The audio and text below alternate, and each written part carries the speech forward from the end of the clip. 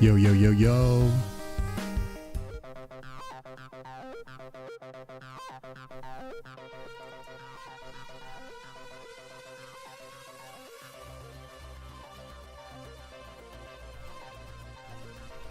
Nick Barry, thank you for the good vibes. Let's go.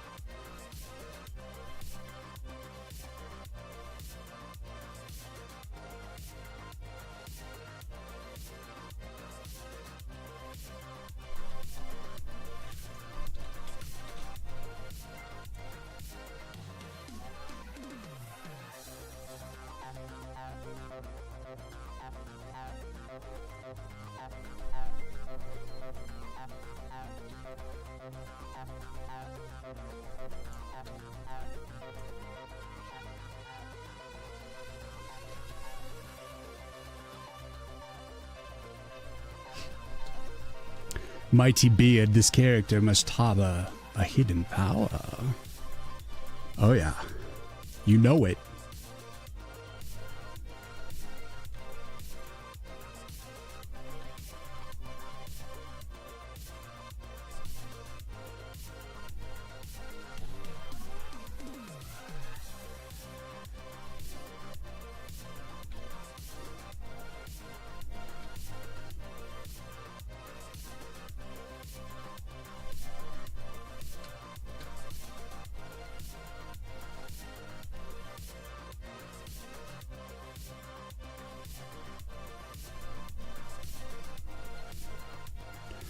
It's kind of hot here today, so I'm going to be real chill.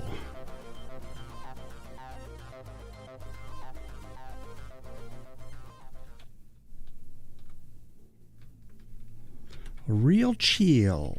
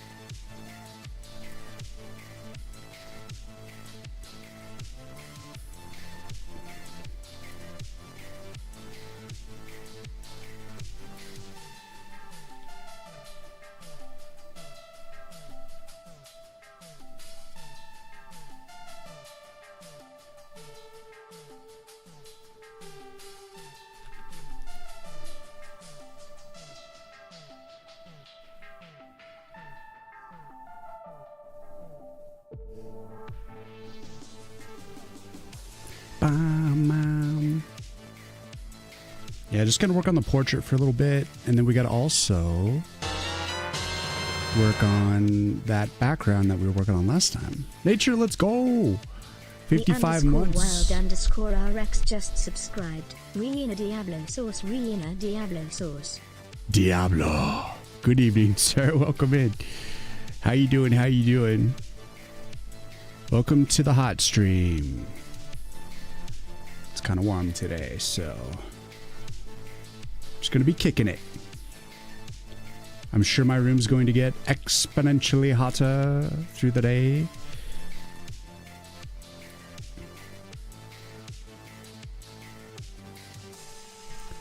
It is the curse of today.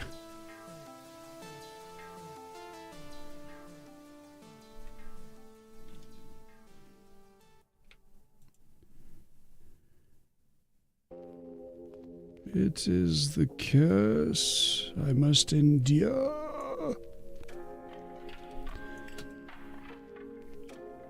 So I realized why, like recently I've been having like nerfed views on TikTok, and I thought they just hated me for some reason. But I finally like figured out, at least somewhat figured out, why they hate me. And it turns out I had a restriction put on my live. So one of the streams, it was the stream when we were working on the explosion animation.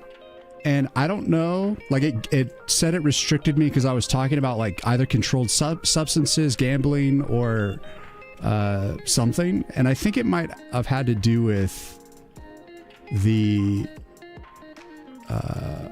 bomb, talking about like the explosion and stuff.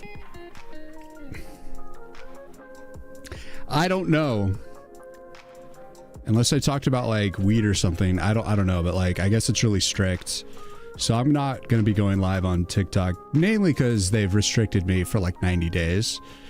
But when the restriction lifts, I'll continue posting shorts there. But for now, they've silenced me. I've been silenced. I'm just, the things I have to say, you know, are just too crazy for the world, you know? Just too insane. I'm just one of those guys. I don't even know what I said. Like, I'm like, I can only speculate that that's what it was. You ran out of Diablo, sad day. We got to 81, I think. Insane. Yeah, it's like actually 77. It's actually almost 78 in my room right now. And it's probably going to get up to like 80 to 81 while I stream, because the computer will heat everything up. So it's pretty chilly here. Typically springtime. Damn, that's nice. You thought it'd be warm in April? Psych, here's some snow. I'd trade it all in for a little snow. But anyways, I'm just going to be focusing my efforts on YouTube, as the people tell me it's a better place anyways for game promotion. So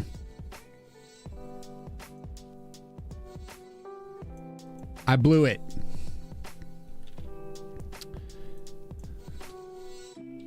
We just live in a strange world these days. Can't talk about your art, I guess. I probably said something way worse that I just didn't realize.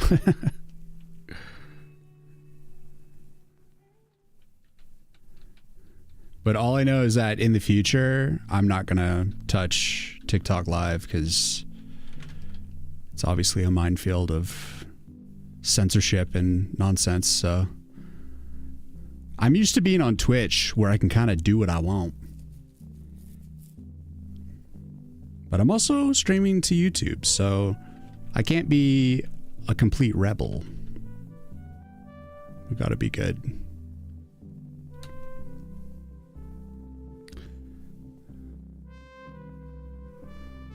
I just find it kind of amusing that they found something I said offensive, because I'm just like, what could I have possibly said?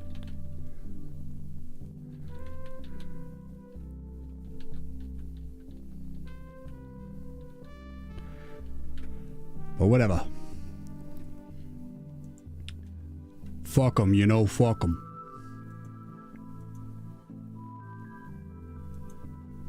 Happy Friday, guys. It's Friday. It's the weekend. Finally.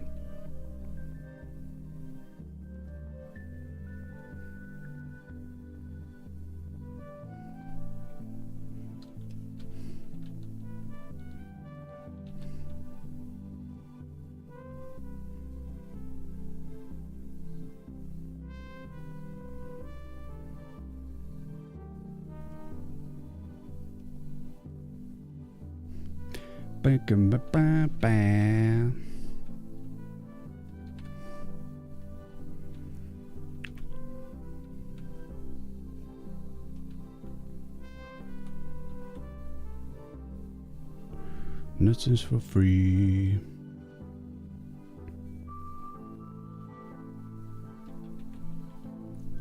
Marketing this game is going to be harder than I thought.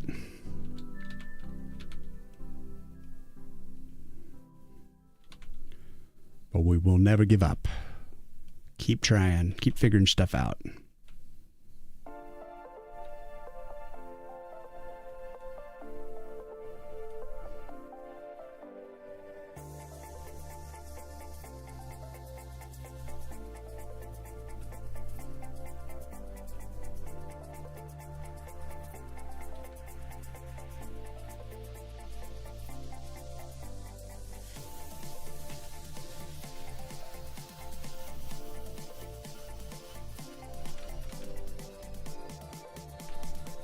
Nothing's for free.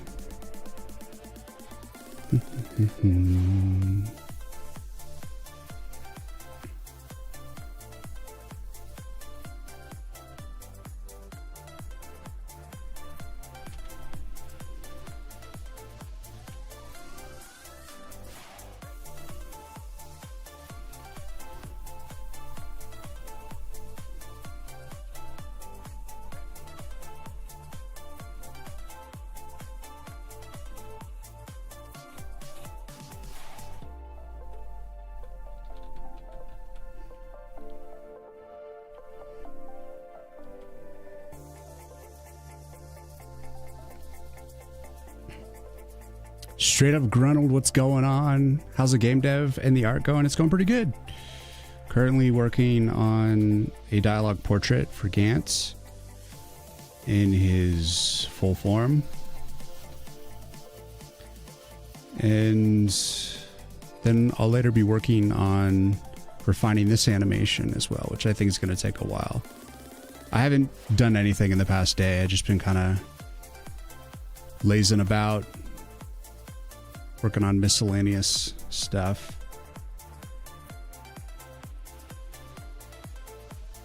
So we gotta make some forward progress.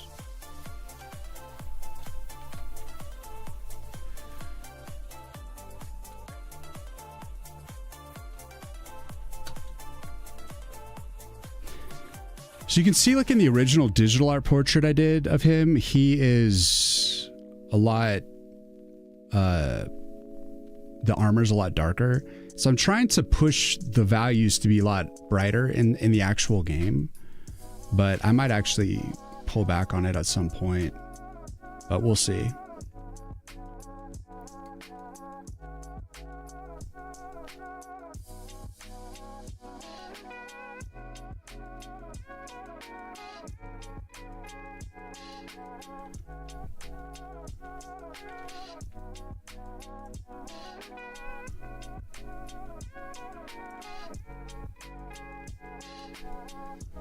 She doesn't know her name. She doesn't know her name. But yeah, that's what I'm up to. The grind continues. I intended to like update the screenshots on the Steam page finally, but probably won't do that till this weekend. But I am intending to do it very shortly. Super cool. Your art style's really so cool. Thank you, man. Art is something I struggled with, so I really enjoy getting to watch how someone approaches it, what they make. Yeah, it's just a process of iteration.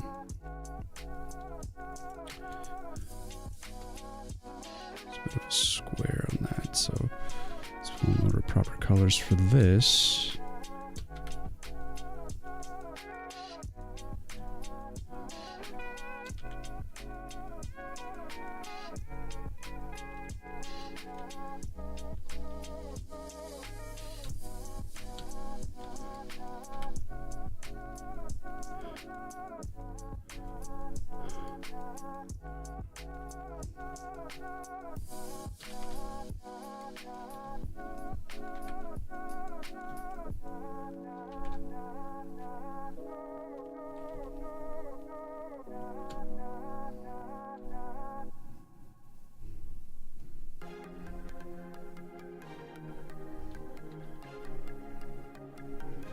She doesn't know her name.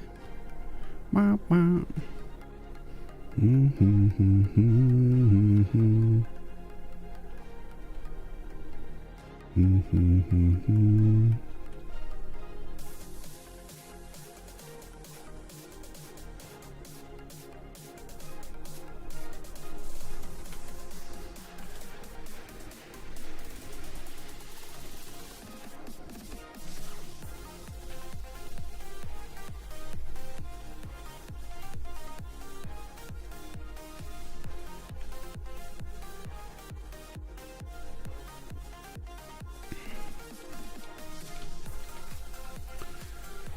She doesn't know her name.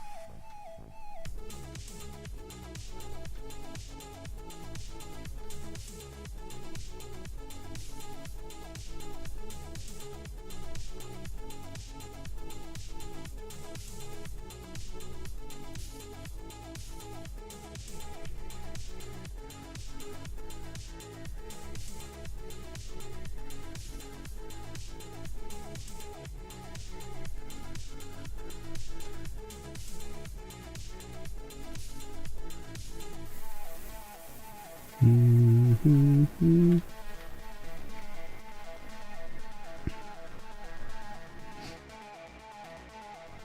the important thing is you don't stop iterating until you're happy with what you got.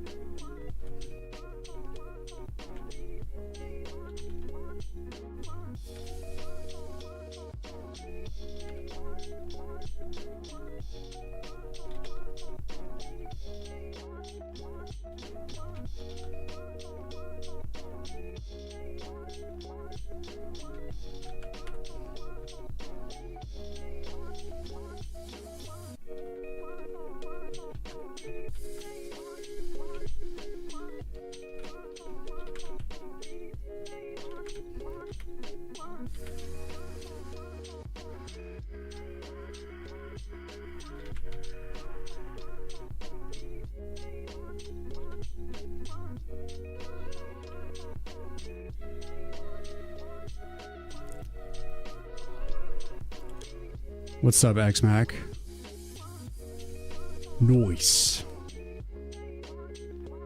That's the thing I always forget too, is that once you create something and it looks good, it's done and made. Just iterating until it feels great. Yeah. I mean, that's the good thing about digital and pixel art. It's like you can keep going till it's good.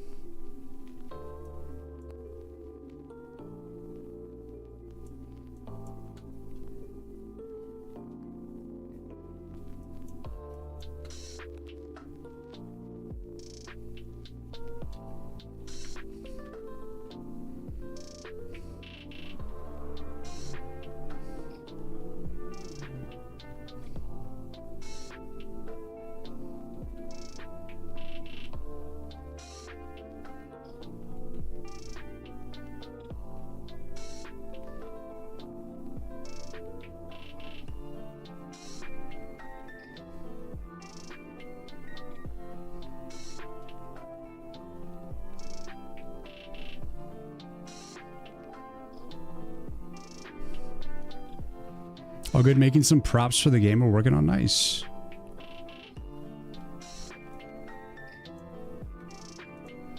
Come on. Very cool.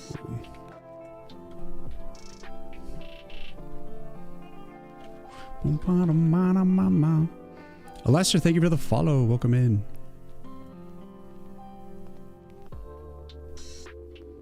This perspective is atrocious.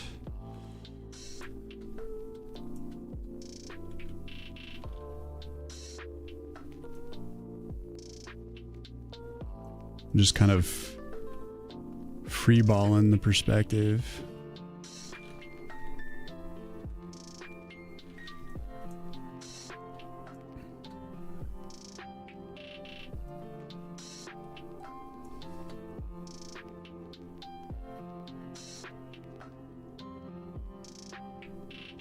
Because I'm crazy. Looks pretty cool. Thanks, man. Dig the art style. Let's go.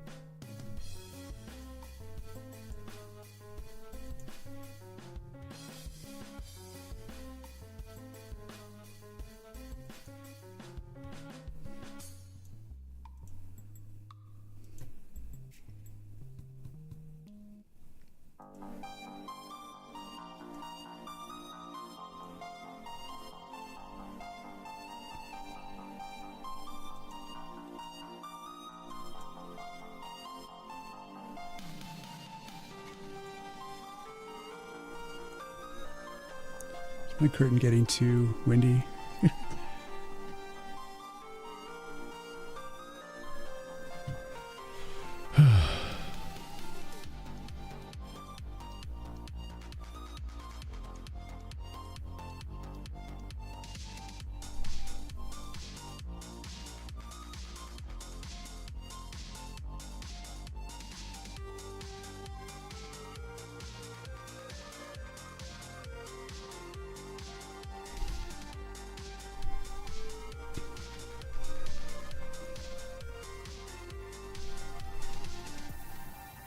Well, my curtains are going to be a little windy.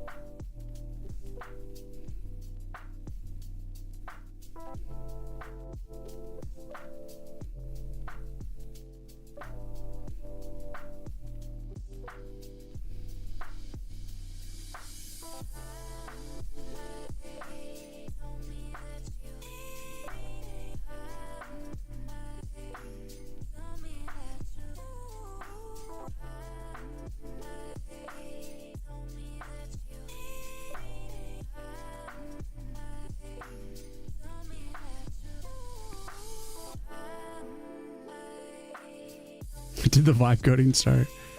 You motherfucking troll. How bloody dare you post vibe coding examples in my Discord? I almost deleted it out of disgust.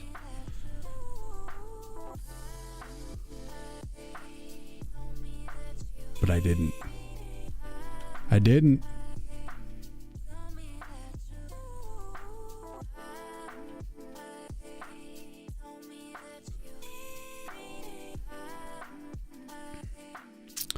Oh my God, so maybe, yeah, that edge.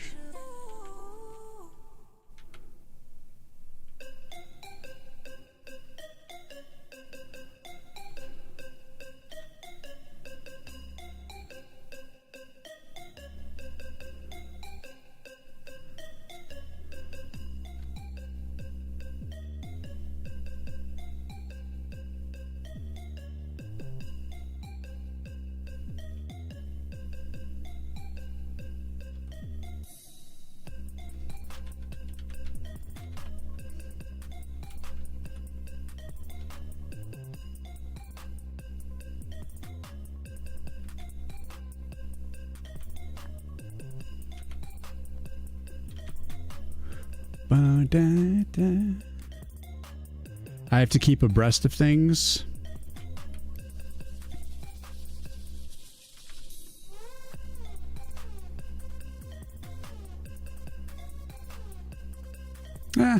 Not everything.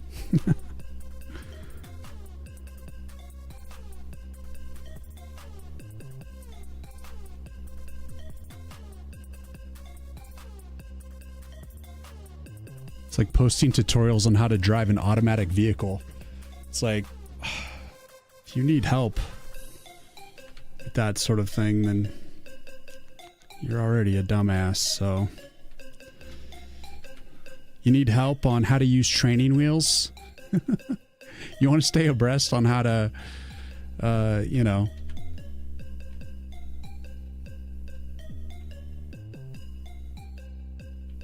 It's just not, I don't care.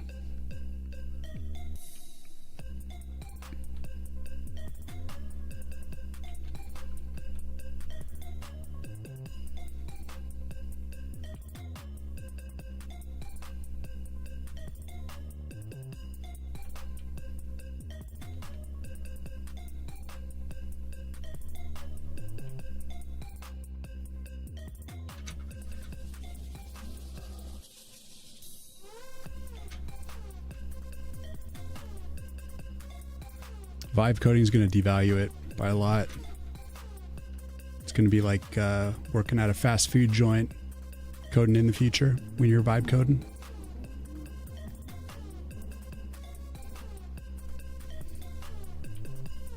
Uninspired. Didn't you get the slop story? It had 10K players a month ago. Now it has 3. Honestly, I just kind of tuned it out. I didn't really pay attention. Once you mentioned it was an LLM thing, I was just like, I don't fucking care.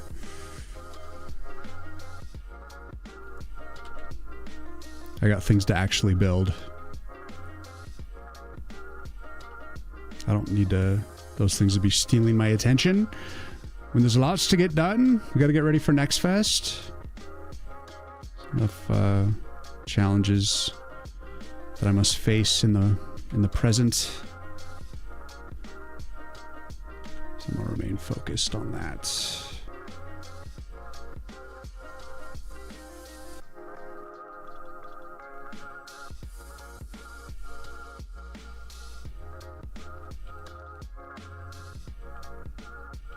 What seems convenient and cool now will eventually just make everyone useless. 8-year-olds will be producing apps at the second that they need it. I was watching, I think it was Shindig streamer, was it maybe yesterday, and he was like, the funny thing about all of the things that are going on is, and the sad part about it is like, watching full form videos that are longer than like a minute long is going to become the new like reading a book, you know? So it's going to be like read a book, but it's really just go watch a video that's 5 minutes or longer on something, because people's, and then reading a book will be knocked down further and it'll be sad.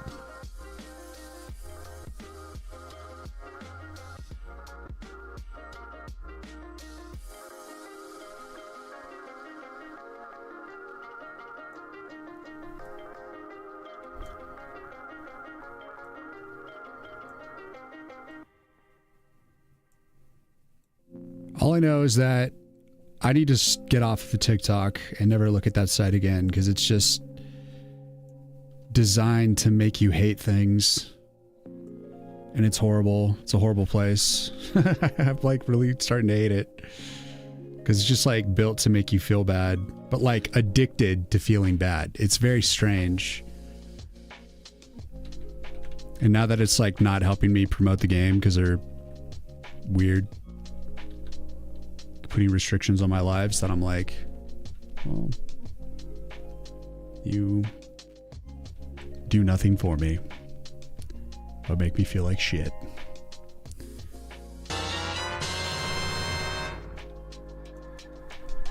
Sweet Potato, thank you for the prime. Tox 201 just subscribed. Sweet Potato, Sweet Potato. Book club for watching a 5-minute long video, then discuss with friends. Yeah. You read a lot and still don't think it's enough. Reading is so much more important. Yeah, I mean, it like helps with focus, and it also, it's not going to be something that can be engineered to promote to you, you know? Because like when you're watching this short form content, for every like, you know, one video that you enjoy, you see a bunch of things that just generally make you feel bad and like addicted, and then a bunch of advertisements to buy things. And it's just like, if you hate advertisements, then why would you watch TikTok, where you get advertised to like literally every like fourth short is an advertisement, like a sponsored thing or like a commercial for something. And it's just like, you're just literally like taking in hundreds of ads constantly. You're like, oh, I could just skip by it, but like you're still getting that, like they know you're only watching it for a second, so it's like just looking at banner ads constantly, you know? It's garbage.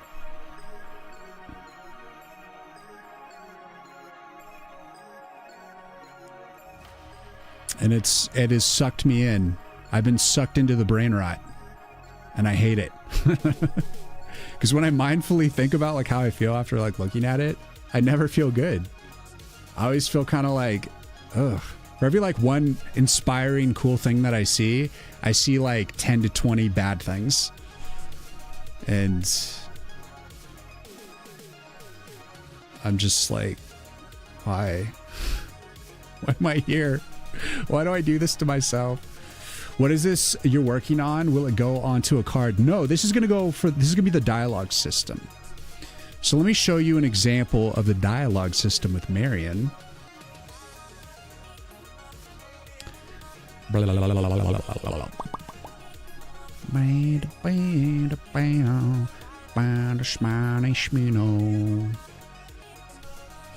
D for dialogue. Hello.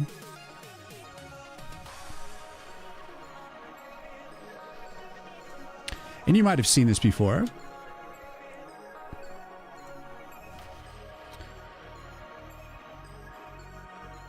So this is the mock-up of the dialogue system.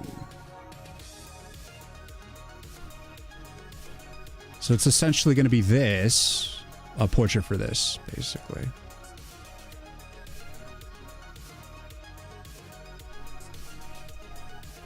Because this is who you play as. It's Gantz, but his soul is bound to the tree, so you don't really see him in this form unless he's like talking. And I think this is like going to be his like put into the tree form, and then I have to do like a spirit form for him or something. First time commenting, yet I really like your work, man. Thank you, Sweet Potato. Appreciate that. Thank you so much for the Prime. Are ads that frequent now? Yeah, it's pretty common.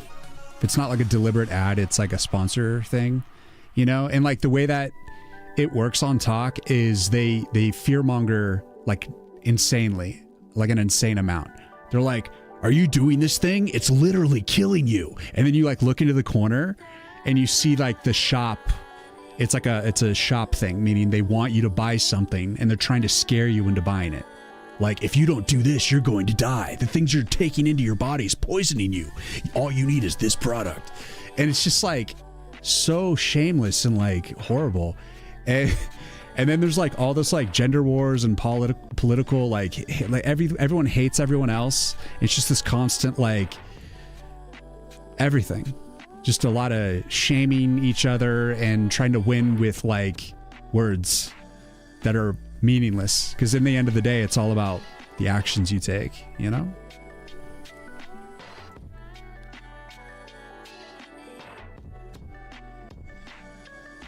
Now it's starting to make up a mix for us, starting with some Incubus for Morning View. I'm going to allow this for now.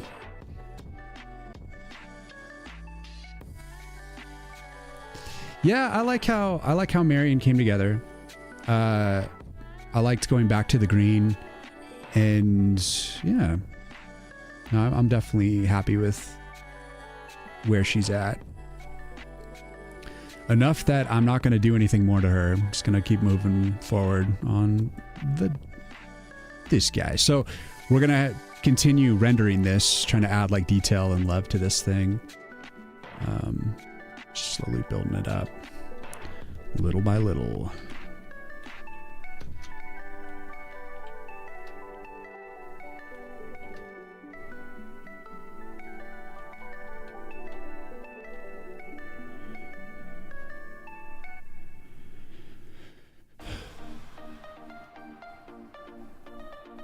Yeah, I mean, like the whole incentive for me to be on TikTok was to promote the game, but now that I got my live restricted because it was like while I was animating the explosion, they like said, we're now restricting, you know, your lives because like you talked about like a controlled substance or gambling or something, like, and I think it's because I was talking about the explosion of that goes in my game. I'm like, what do you mean? Like, I'm talking about my animation for the game. What are you talking about? Unless I like mentioned weed or something like that. I don't know. But anyways, doesn't matter. So basically if it's not serving me to be on that platform, then I'm less inclined to subject myself to its brain rot. Because there's really nothing to be gained by just being there in general. Just makes you, it's there to just like shame you and make you hate other people and stoke racism and sexism and misandry and all just the nonsense bullshit that's like tearing our society apart.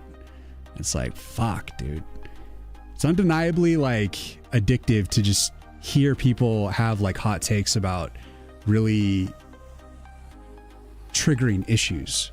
But it's like, no one wants to make peace. Everyone just like swims in the hate and they just want to continue stirring the pot day in and day out. No one wants to come together, work it out. They just want to hate each other and be like, I'm better than you and you're a fucking loser and you're wrong for thinking this and all this. It's just stupid.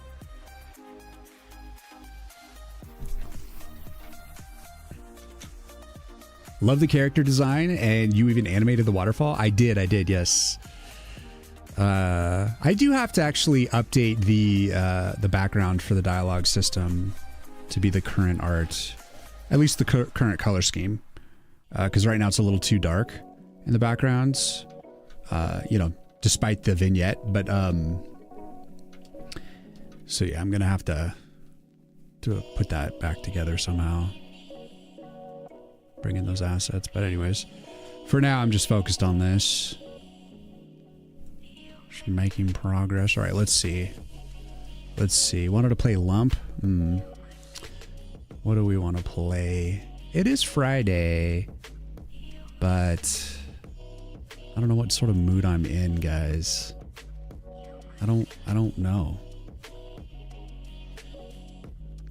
I'm in like an in-between mood. So I'm going to play something that's a palate cleanser. This is Lee Nalchi. It's a, I think it's Chinese band.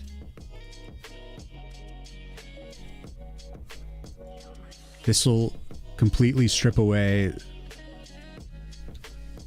the genre that we think we're listening to, and then we'll figure out something else. It's a palate cleanser, baby. I don't even know what the song's about. I got off a lot of social media a while back, had a little FOMO for a brief time, but man, the peace of mind was so worth. That's the weirdest reason for a restriction. It's whatever. Yeah, I mean, I was super resistant to TikTok for years. Like, I never cared about it. But when I got into wanting to market for the game, I realized it was like something I wanted to do. But then, you know, like Hillfort came in and he was like wildly successful. Like, he had a short that had like over 1 million plays. Like, he had a bunch of successful posts on TikTok. And he said predominantly the lion's share of his wish list came from YouTube. He's like, converting people off of TikTok is like a nightmare. It's not really that good. And you really just like subject yourself to a lot of hate once you get like really viral on that site. So it's like, he's like saying, don't even worry about it. Like, just focus on YouTube. And I'm like, so you take that advice, you combine that with the brain rot that it is in general, like just being on the thing. But there's still some cool creators on there, you know, like people that mean well. So it's kind of like sucks that they get lumped into it, but it's like, it is what it is. Bad for you.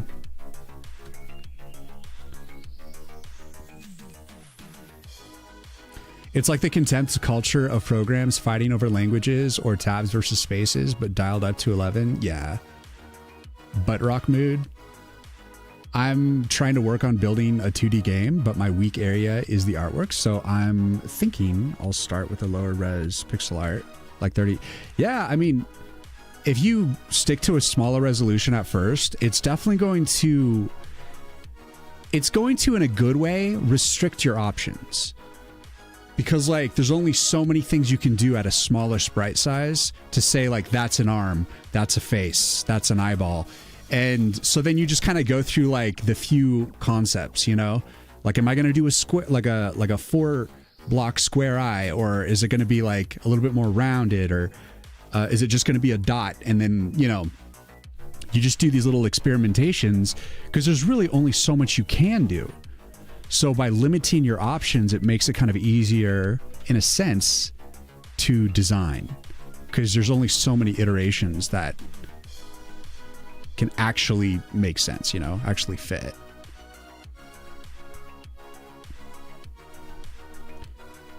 All right, we got to change. Guys, I'm just going to play some random ass shit right now, okay? Random.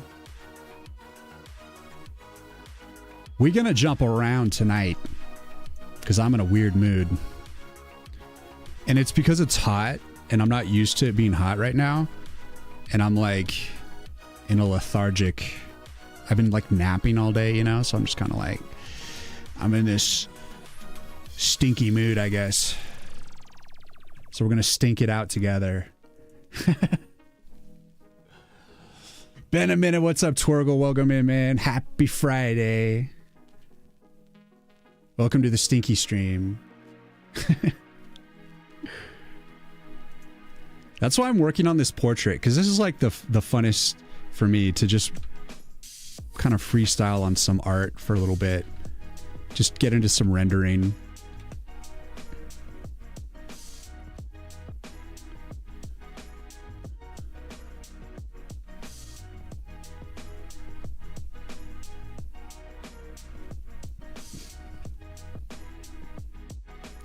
And I'm honestly kind of procrastinating on the on working on this, because this is a grind.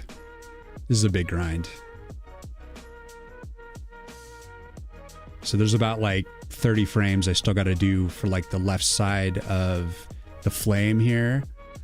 And then I got to do like a little bit of variation to the rest of it. So yeah, a little procrastinating on that. So just working on this still piece.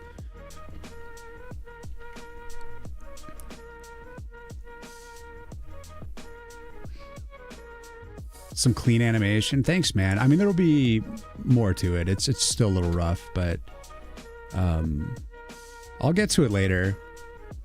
For now, I'm just gonna be grinding on this because it's one needs to get. It needs to get done. It's definitely on the demo to-do list.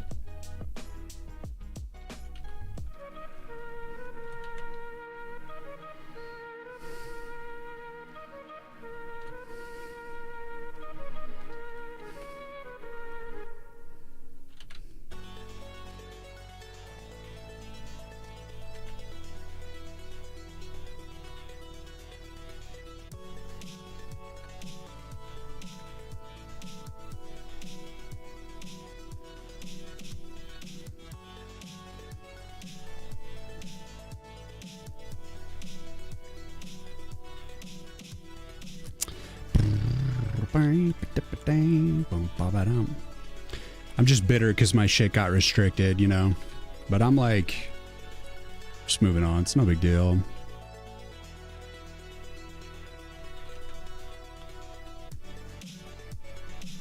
It's just funny to me because like just before that happens, like literally the day that it happens was right when I felt like I figured out how to make a proper short. And so the day I was going to like experiment with it for the first time was like the first day that my posts were getting nerfed. And I was like, but I'm using the same methodology to like put the posts up on YouTube and they're doing way better. So I'm like definitely learning and making progress. So it's good. Overall, it is good. Oh, here we go. Since I'm feeling post-apocalyptic, why not this? Let's see if y'all want to hang with this.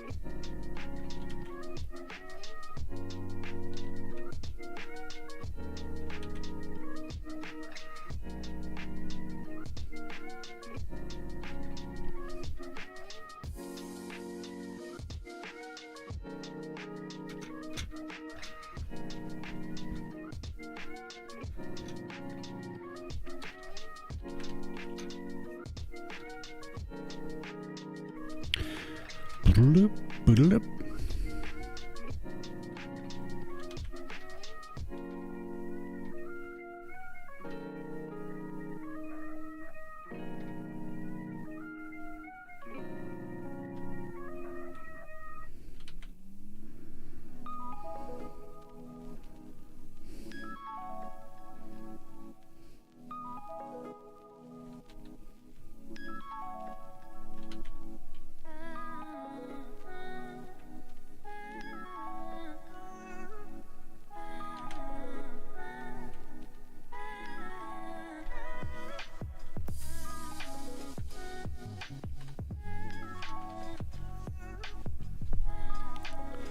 Just wish listed. Thank you so much. I appreciate that. Yeah, I'm hoping to have the demo in the next month. But next week, I need to sign up. I need to actually register for the next fest so that I have to do it. So that I have no choice.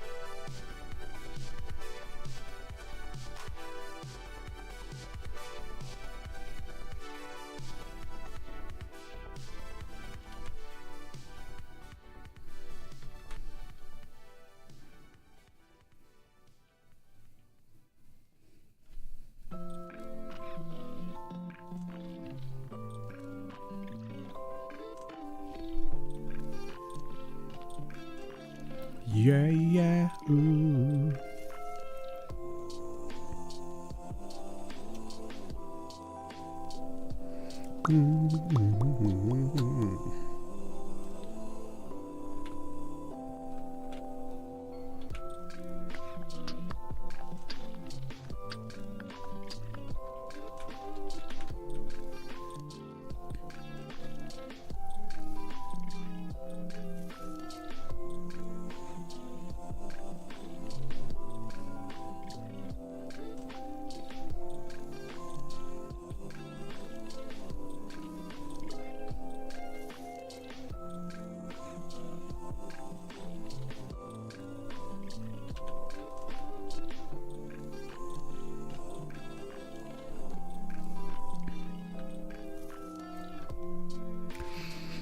What's up, Dura?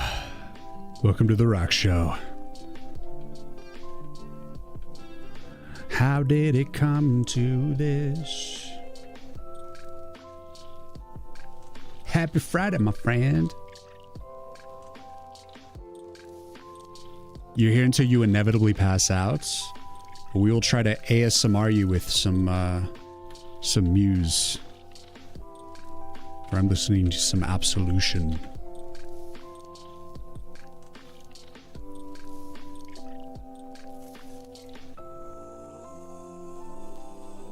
I'm just letting the album play, man.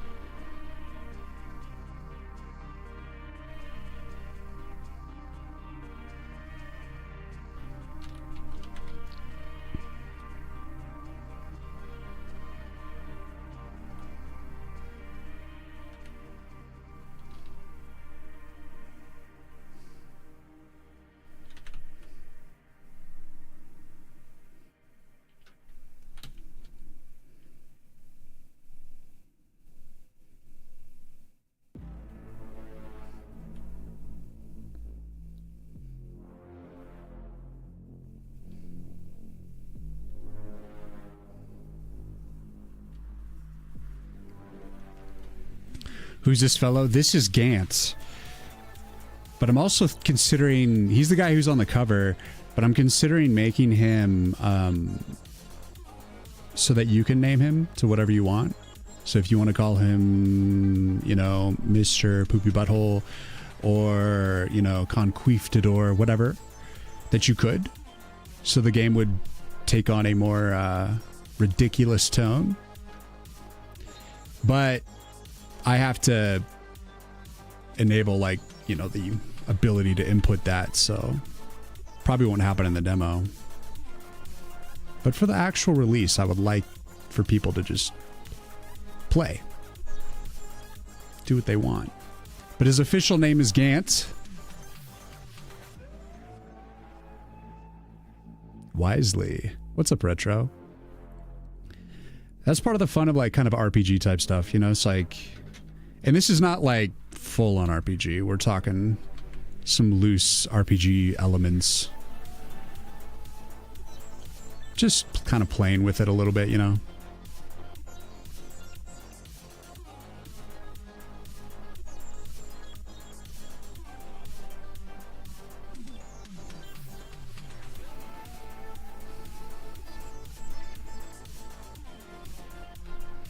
Just a few dialogues, basically, you know?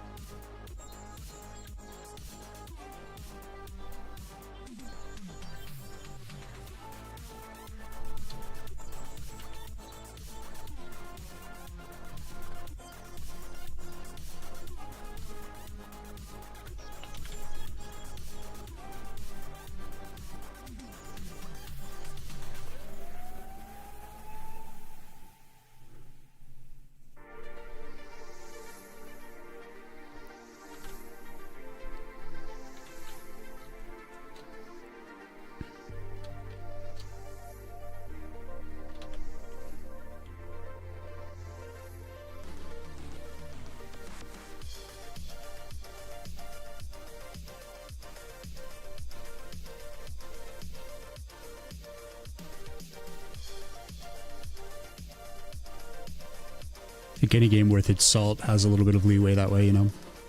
Is he the tree? Yes. He actually, yeah, this is the guy that whose soul is bound inside the tree.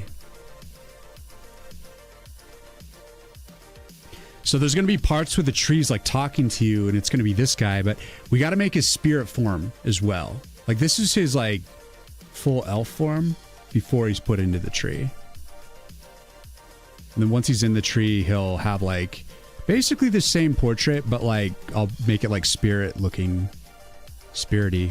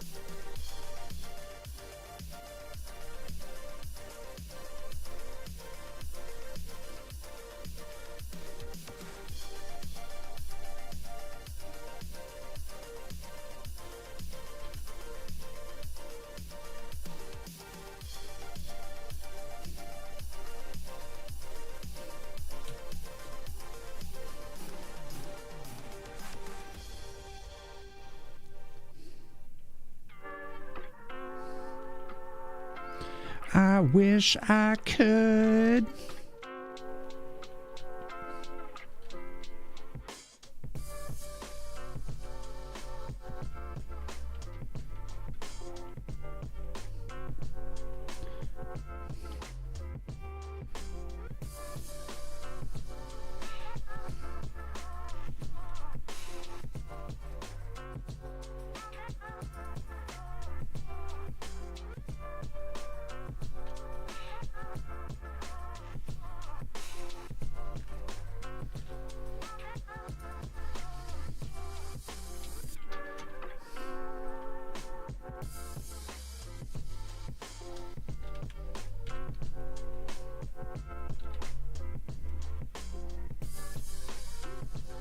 Come on, you son of a bitch.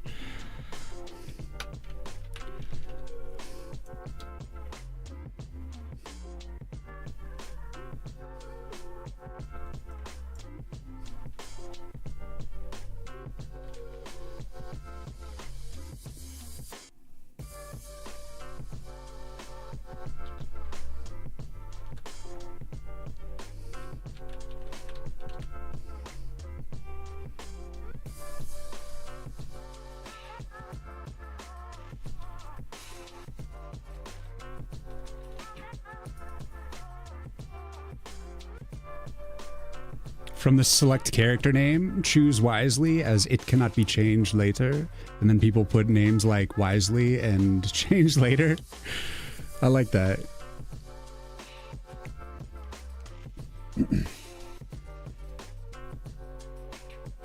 That's the beautiful thing about roleplay. It's like you can come into it seriously or with complete jokes. And it's just like, it's whatever you want to make it, you know? Game shouldn't always take itself super seriously, but if you wanted to take it seriously, you could. You know, you could leave his name as Gant or give it a more poetic name, I guess, whatever you'd like to do. Whatever turns you on.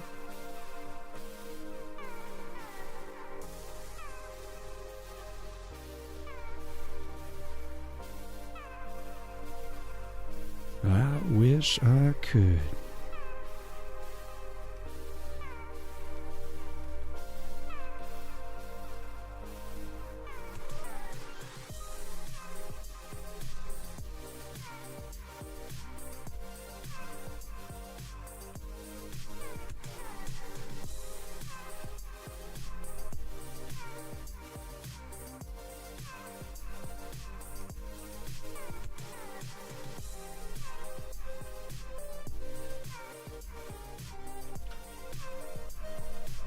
There's a looseness to some of these lines, but I'm okay with it. It's like I could try to make this more orderly, but I kind of like it being a little rough.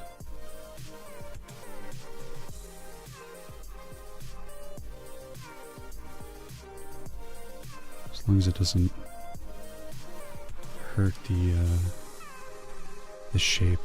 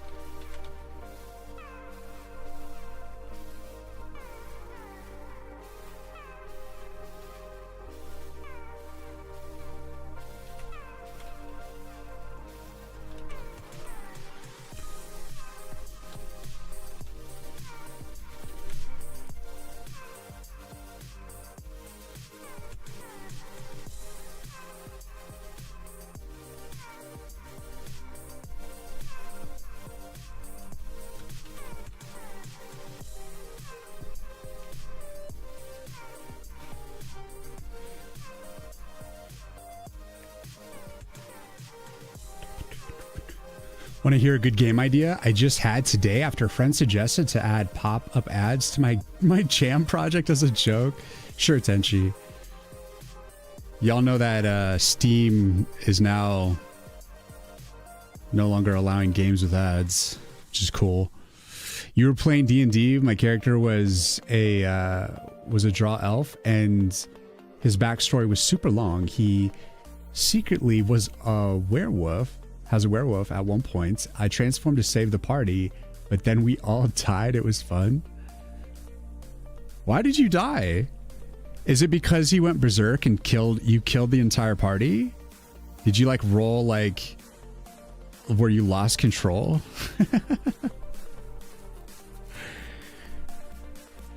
The werewolf like killed what you needed to kill, but then it killed everyone else too. That's like when you turn into your demon form in Baldur's Gate 2, you know? You're like a child of Baal, you know, and you like take the Baal form, the god form.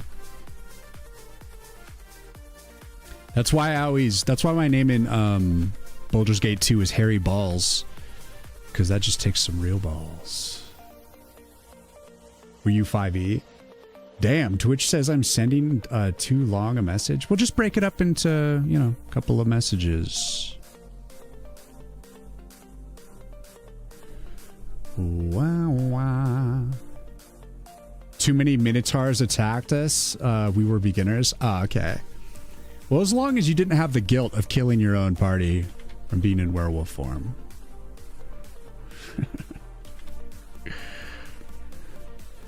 Crumbling down, down.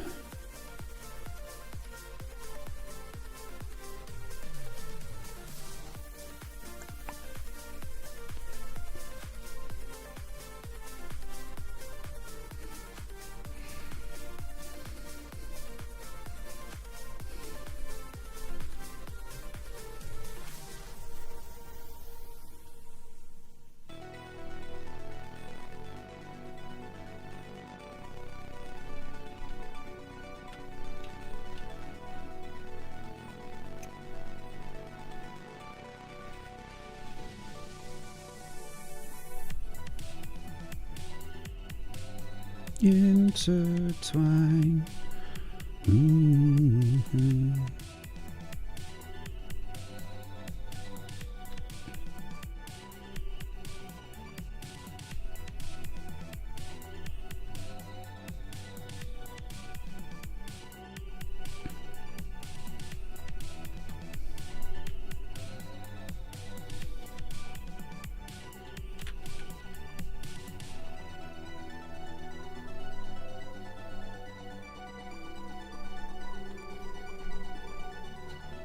It's time to slap at the bass.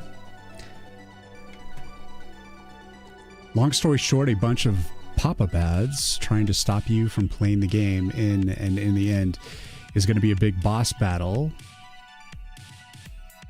and everything using your mouse and menus from the main menus will, you finally are able to play the game. You get a launcher for Minesweeper, and if you close the game, you need to do the whole thing again to play Minesweeper again. That's horrible. That's just like how the internet is already. So I didn't realize you're making a horror game. I didn't realize you were one sadistic fuck. Bow wow bow bow.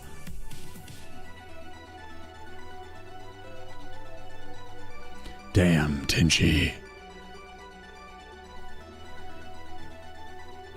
You're writing a campaign that my friends will be playing soon. Awesome, Dura. May make it as an April Fool's joke for next year. There you go. D&D is so fun until everyone stops showing up on the 4th session. Lame.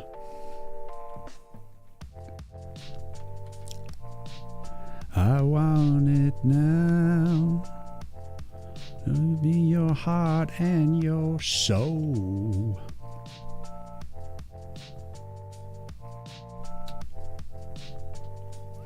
Lose control.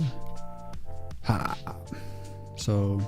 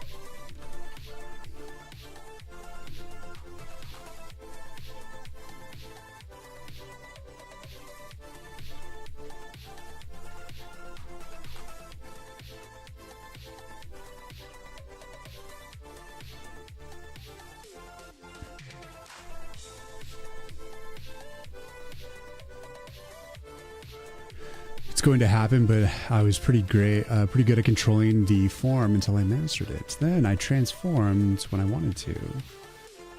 But that was the first and the last. Read the paragraph before. Tenchi.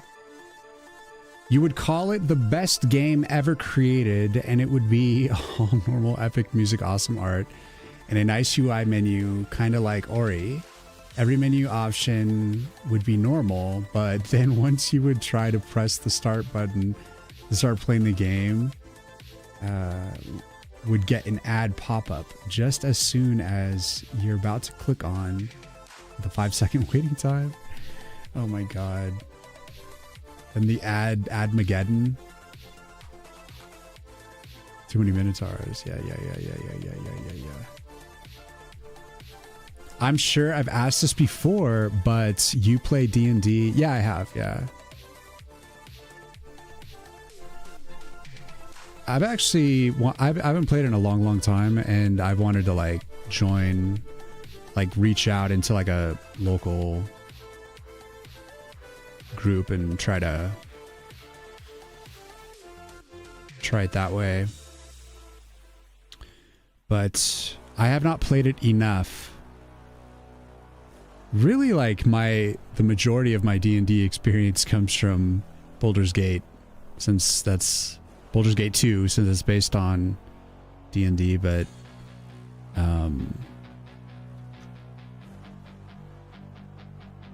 yeah, I could put a little more attention into that,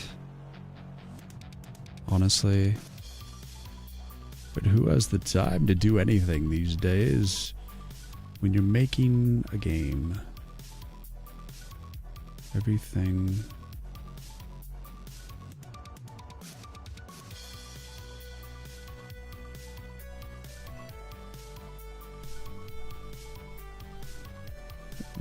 is always so complicated. Let's just chunk this off. Yeah, chunk you. Paste you.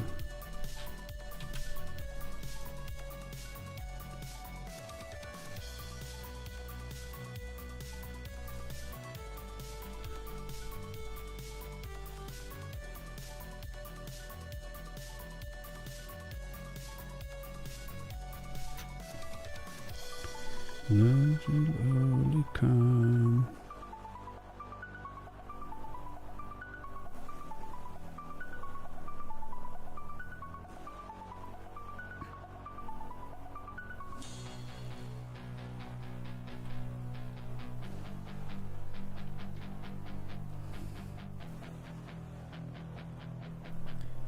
I've got my younger brother and my brother-in-law play D&D, and yeah, my brother-in-law is supposed to come out for Thanksgiving, and I think I'm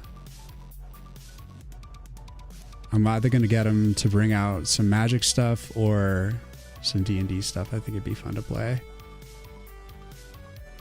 Get into the mechanics. Everything you will DM for you 1v1 Zoom call. I do all the voices and have prepared 300 NPCs. Damn, 300, that's a lot.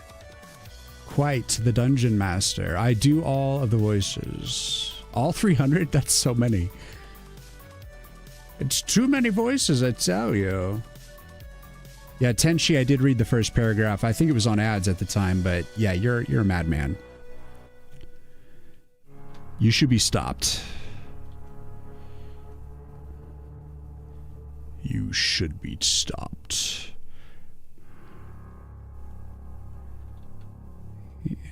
Oh, you're saying like it should be like an Ori menu, be all nice, and just as you build their trust, you just start pummeling them with ads? That's cruelty on a new low. But it would totally work as a April Fool's. It would.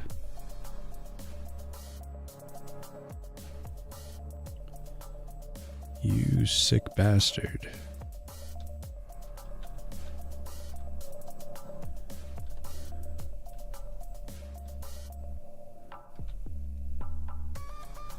Just so you know, you're a sick bastard.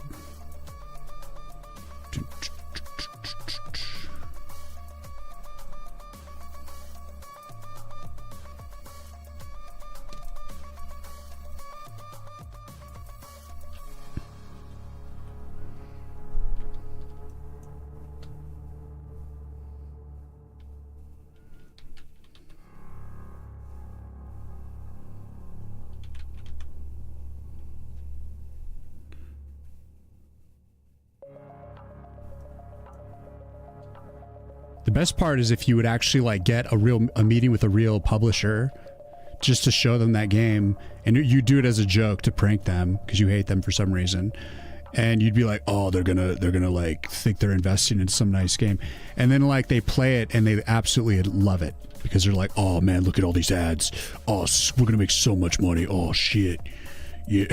You'd be like, oh, what have I done? What have I done? They actually want it. Here's $400 million to make the ad apocalypse game. 400 million.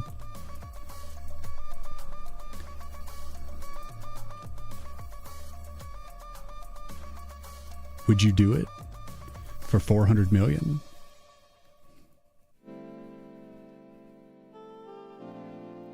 The only reason I haven't done them is being lazy. Traveling is like the original Space D&D, and your character spawns with all these problems. You play Starfinder, and I enjoyed that. Oh, is Starfinder like Pathfinder, but sci-fi?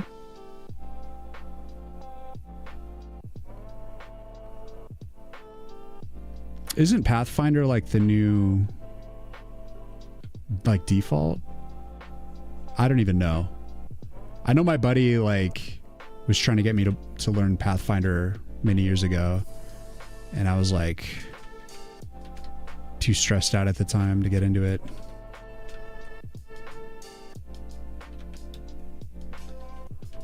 Regrets.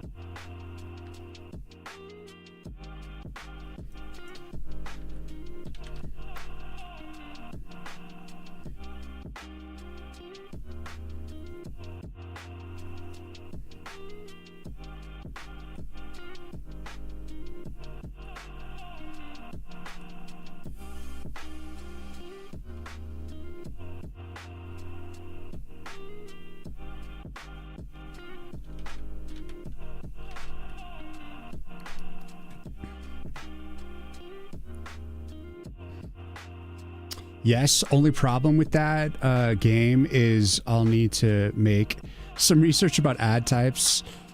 I would do it for 10K. I only want enough for a better PC. Not 400 mil. Pathfinder became popular like a decade ago as the modern D&D resurgence, but since Critical Role, people mainly play vanilla D&D. Actually, it's kind of a shame how little people play other types of role-playing. Didn't Pathfinder have a pretty intricate game that came out? That was... People talked about how it was really hard. Like, insanely hard. And people... And that scared people away, maybe? Like, everyone's into, like, Path of Exile, you know? As opposed to, like, the Pathfinder version of the game. Yeah, that's the big moat. Pathfinder is not really the new standard. D&D is still king. Some people really into the scene have moved away from Wizards of the Coast stuff, but yeah, most people are playing 5e. You love other systems, but everyone just knows what D&D is already. Well, there you go. Yeah, I'm sure there's like a bunch of, you know, a bunch of types now, but it makes sense that you would introduce people to like what they would know. Because everyone grew up like hearing about D&D, you know?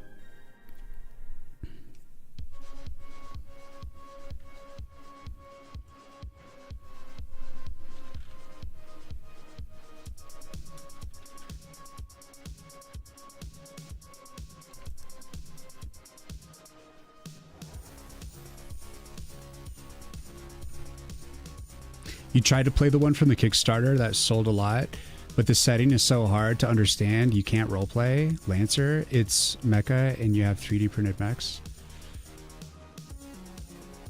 You lost your mechs? Sadness. Yeah, what was it? Let's see.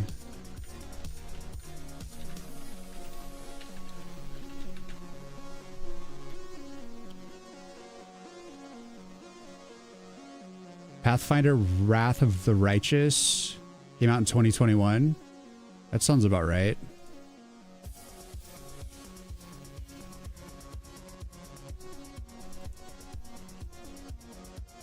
It looks super elaborate. People say it's mostly positive. $20.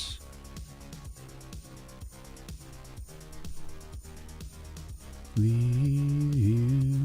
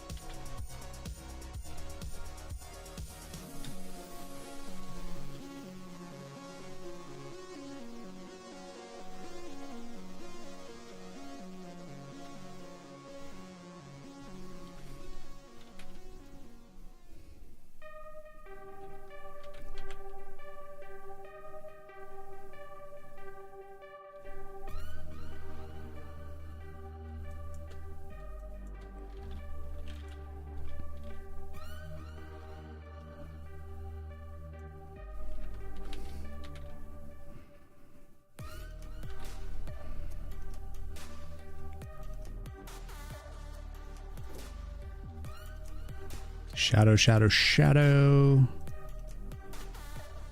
Scares the hell out of me.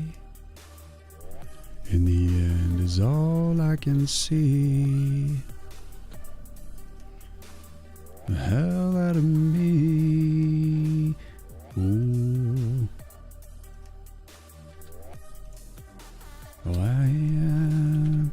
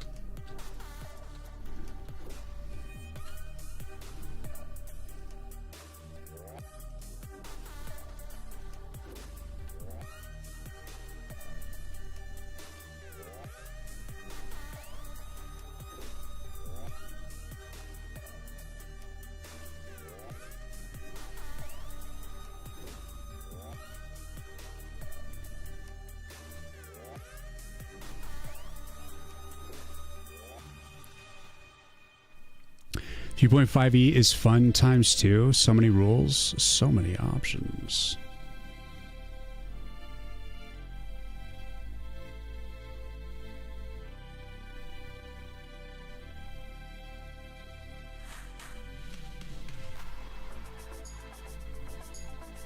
In the end is all I can see.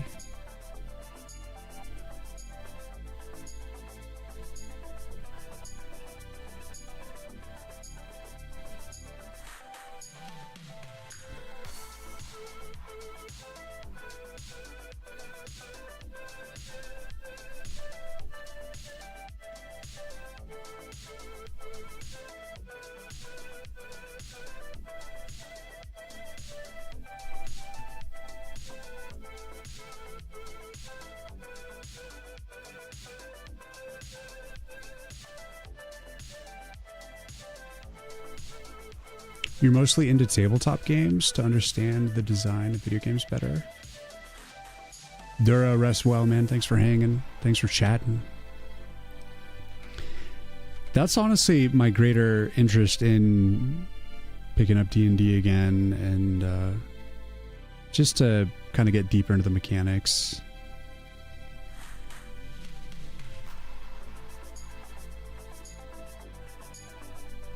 But it is...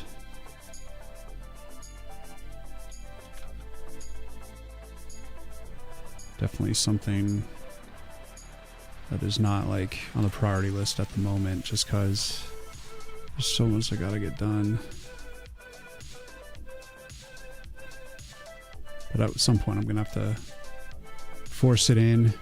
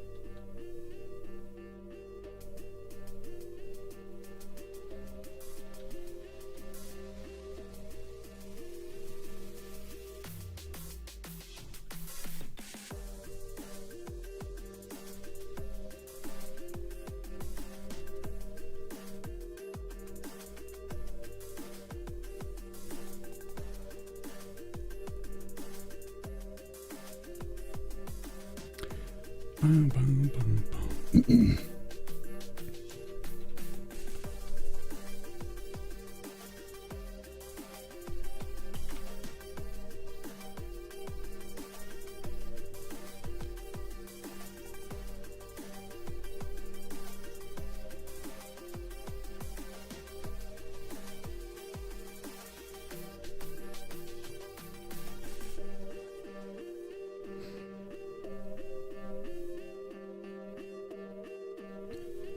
It's like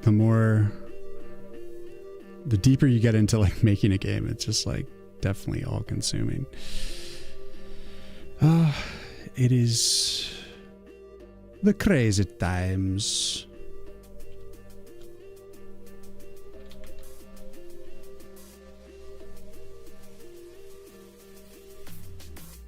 But it's like that marathon high that you get from, you know, like I don't know if you guys ever gone backpacking or something where you do something for such a long time and then eventually it hits. And it's just this powerful, awesome feeling, you know, endorphins hitting.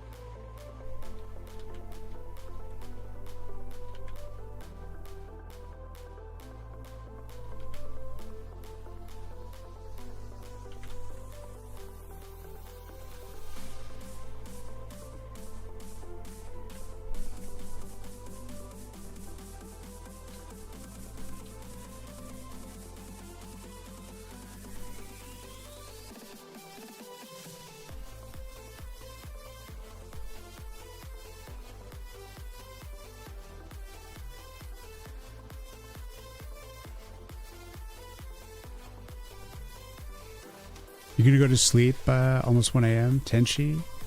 Do your thing, man.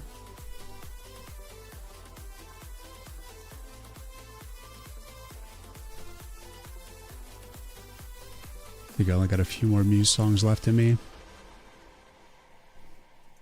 And then we'll move on.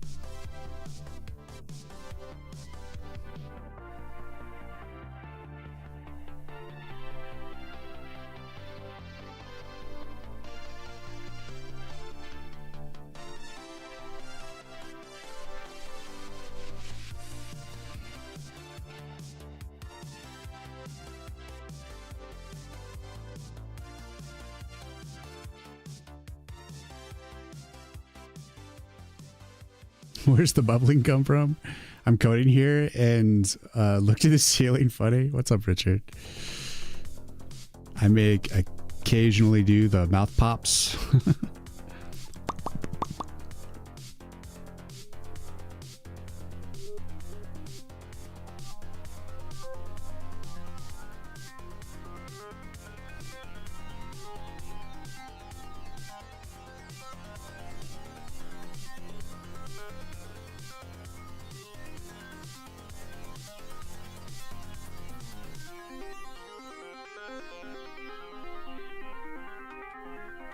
Come on.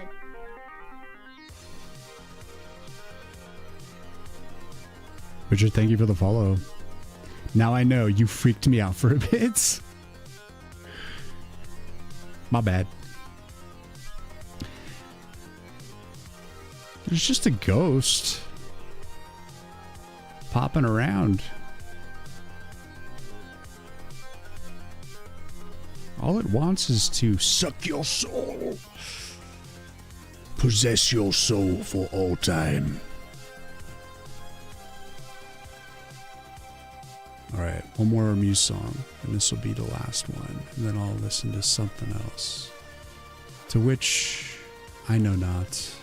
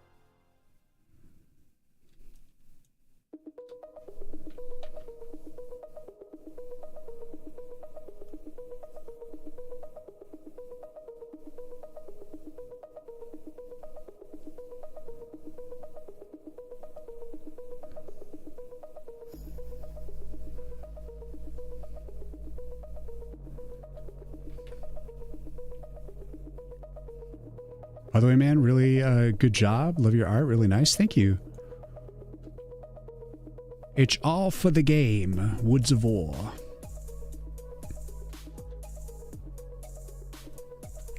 Which you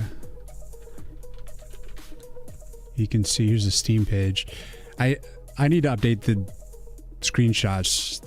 It's not the current look of the game. A little bit though.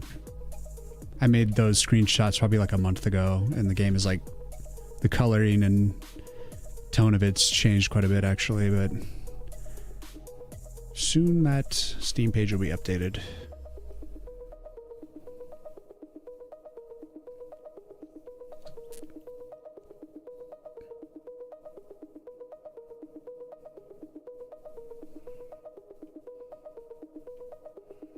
Wishlisted, let's go! Cheers. Hell yeah. Cheers, cheers, cheers.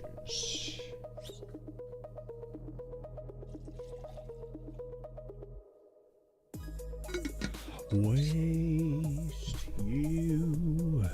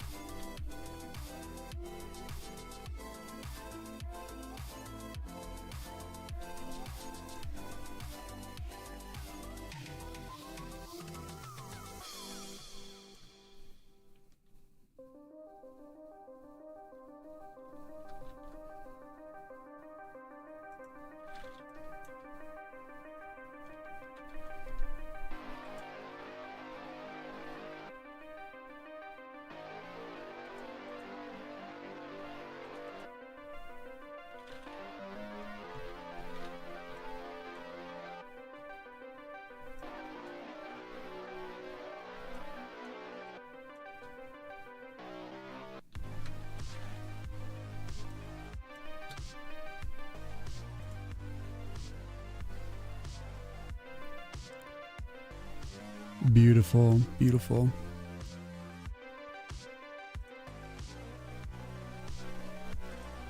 Mm. Mm.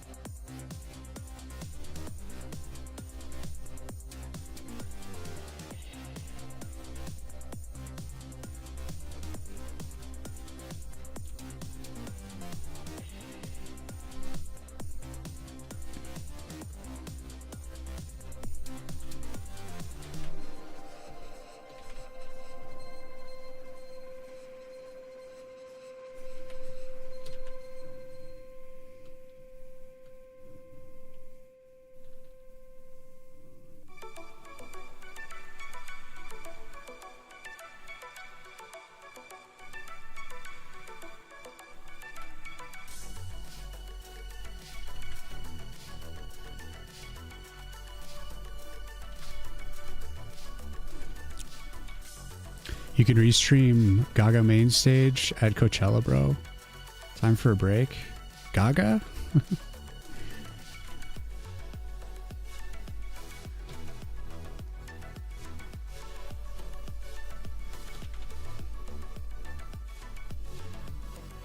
Good old Gaga.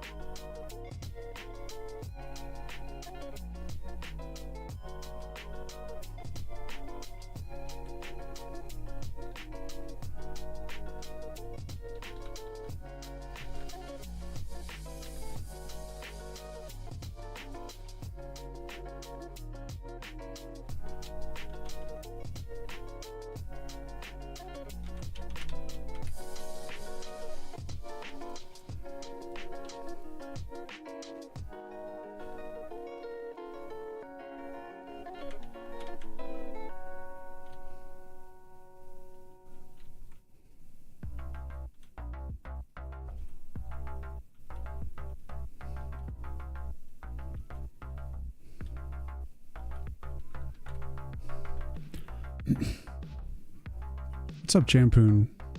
Thank you.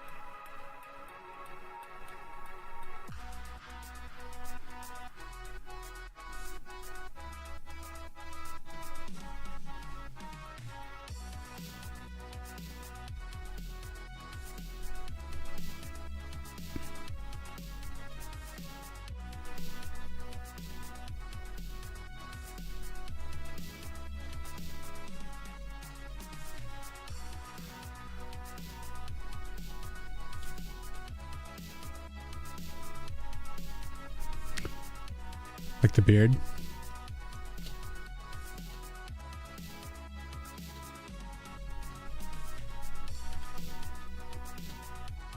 Hell yeah.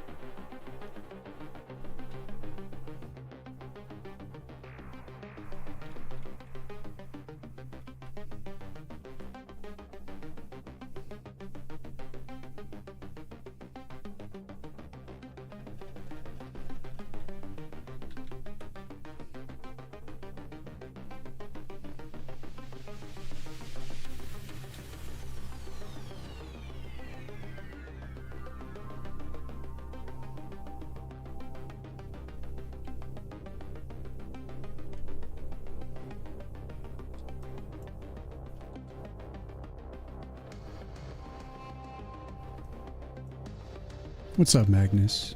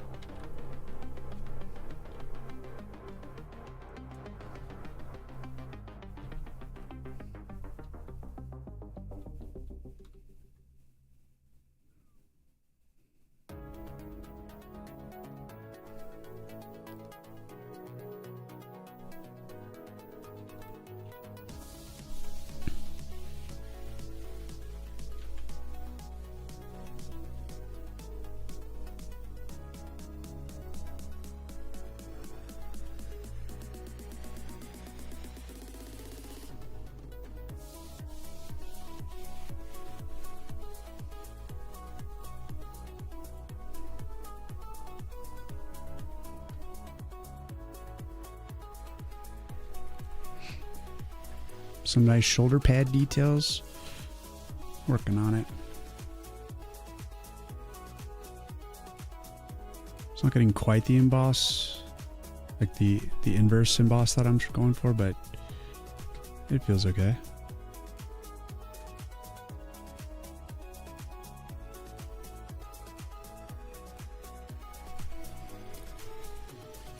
Like I'm still down, you know, for what it turned out to be. Doesn't have to be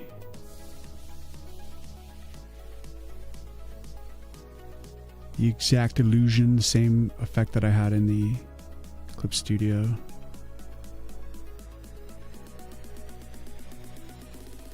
Works either way, honestly.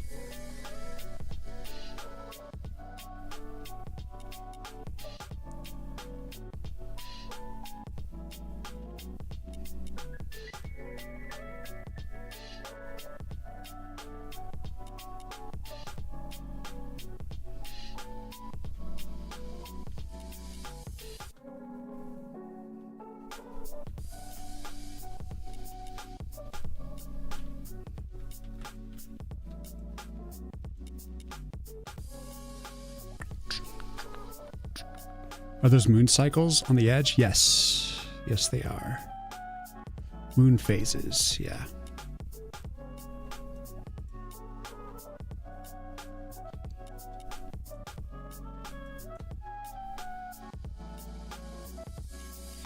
The elves are like into the...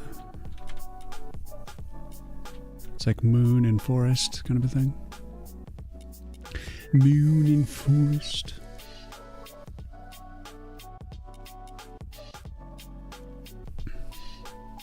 If they don't feel 3D enough, I won't play the game. Well, like in the original design, which is kind of, since I shrunk this down into the pixel art program here, it's a little hard to see. But it was meant to be like a relief. So it's like etched into, as opposed to embossed outward. And that's what I'm trying to achieve here, but the same kind of coloring effect. It's like the light is coming from this direction, you know, from left to right. So that's why we're catching highlights on the edges, right? So like this is the edge, and then here's like a shadow being cast, because that's falling away from the light.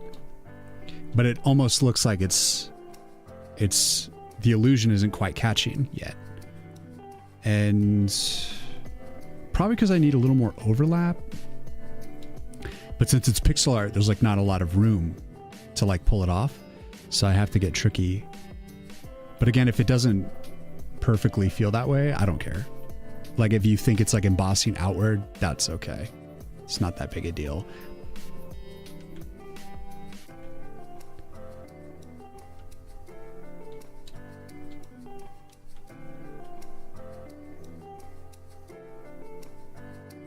But maybe I'll just push a little more shadow.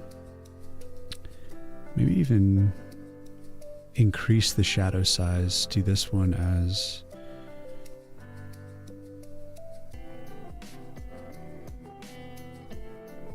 dark, like so.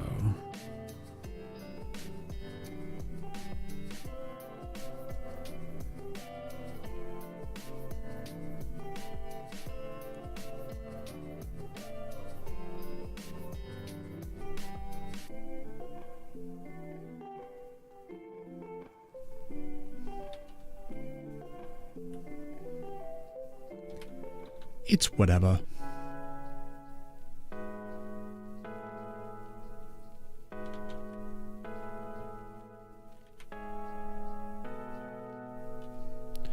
La, la, li, lo.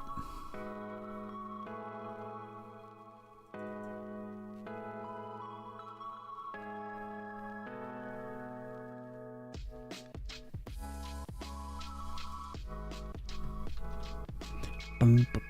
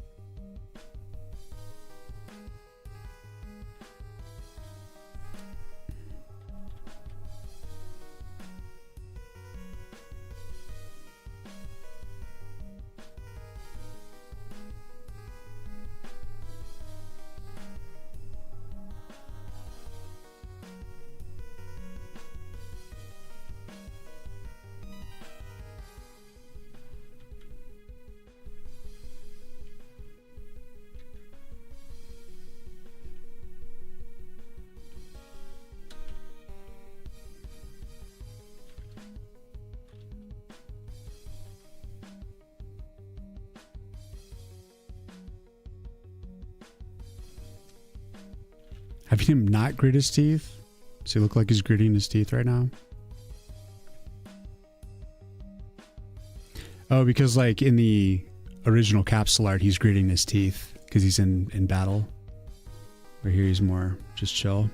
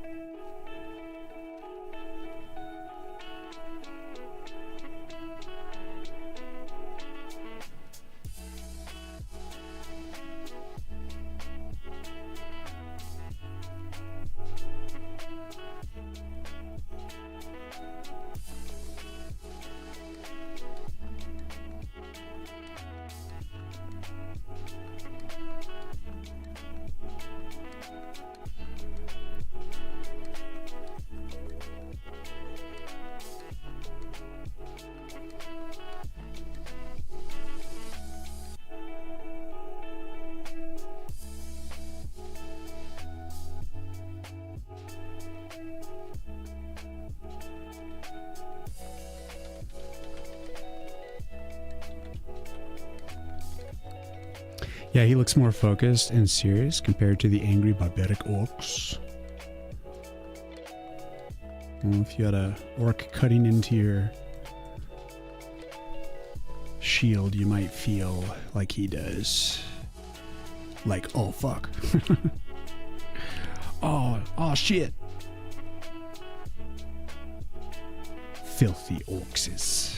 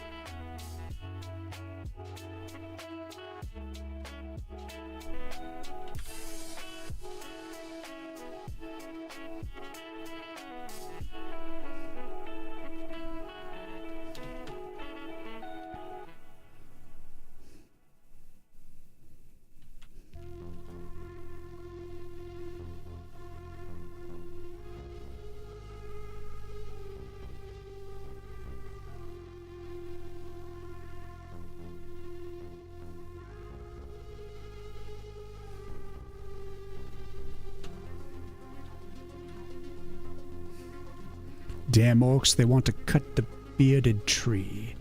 Yeah, they're just there to trim the beard. And he won't have it. He's like, fuck no. I want my beard, so you're gonna die. It's as simple as that. The things we go to war over, it's ridiculous.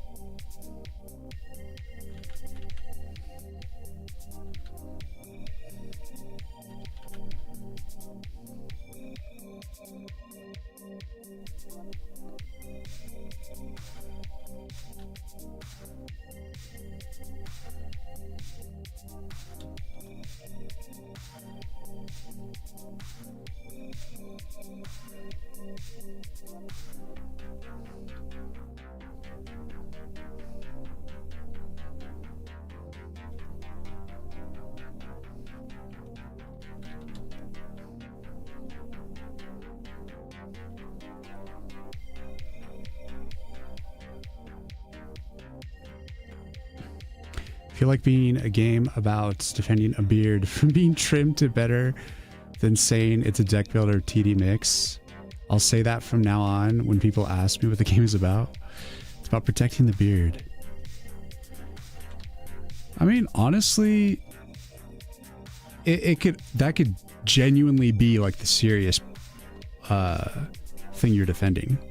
Because basically the tree itself is the source of the barrier that protects the forest, right? Because it's the soul bound to the tree that generates the barrier in the first place and starts protecting the forest. And so it could honestly like boil down to his beard.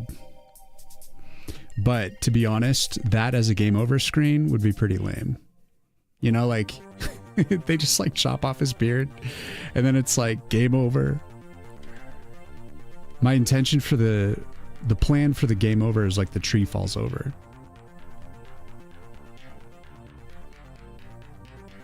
But imagine if it was just like the beard, someone grabbing the beard and it just getting cut off.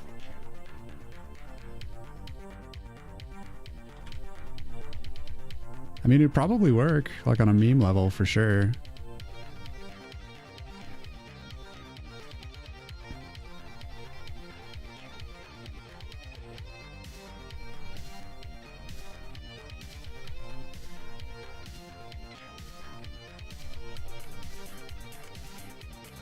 I mean, in the end, it is about trying to make something that is fun and doesn't take itself too seriously.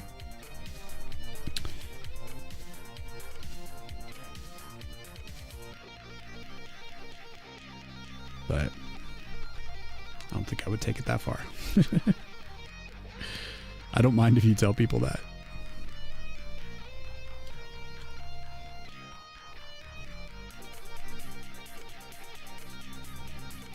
It's just if the game was more meme from the start, then I might do something more like that. But to just like bake it in half-assed at the last minute like this would be like a little tone deaf. But I do want to have like a level of like, you know, sense of humor with what I'm doing. So we'll see.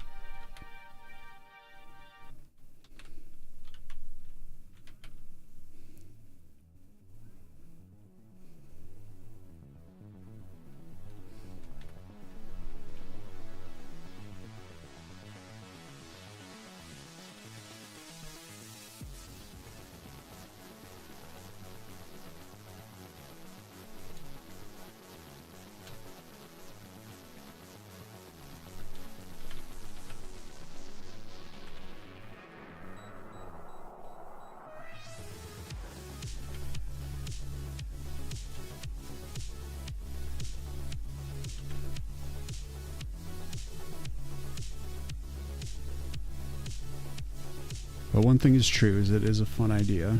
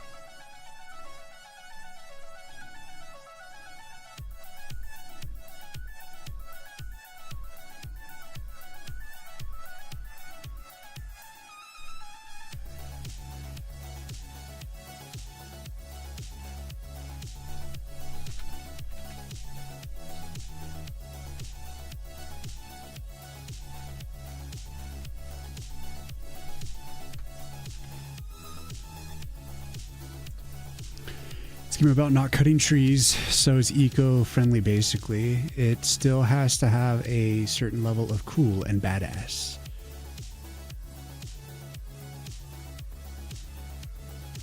Yeah, I suppose.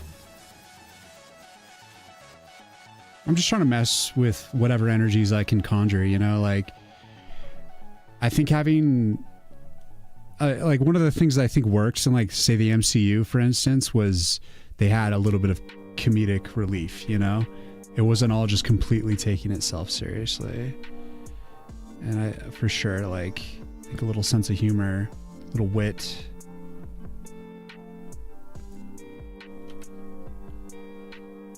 Like certainly increases the entertainment value. Sorry, I'm thinking here. Thinking about stuff.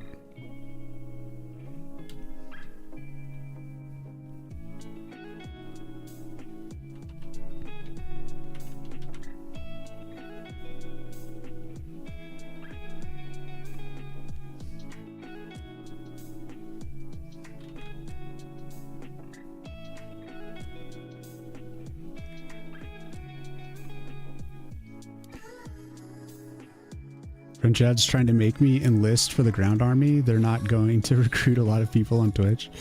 That's funny.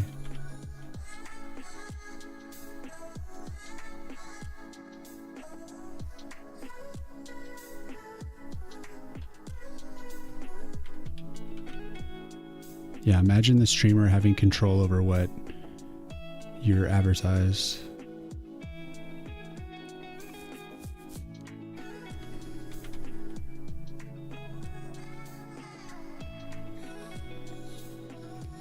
It would just be nothing but like fleshlights and vape shops, you know, because it's for your health.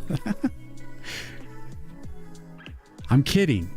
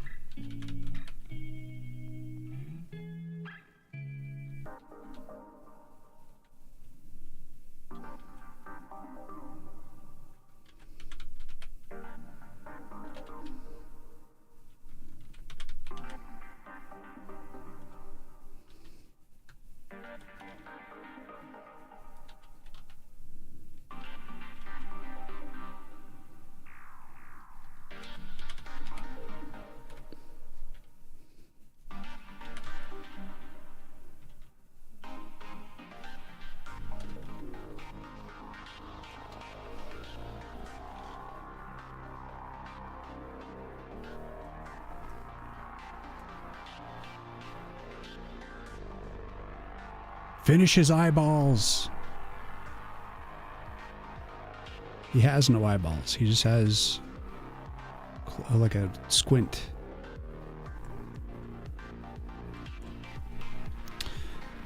So I did think thinning it out a little bit.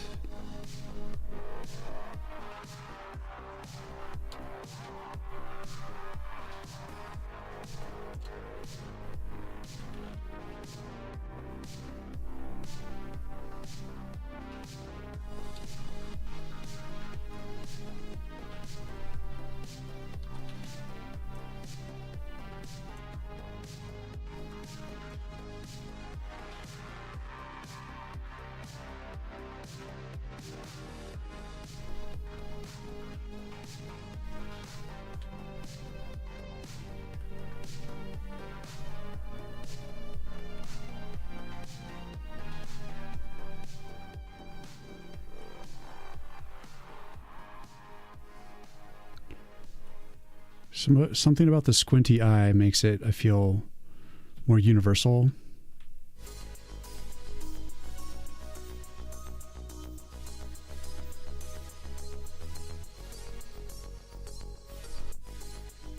And also cool.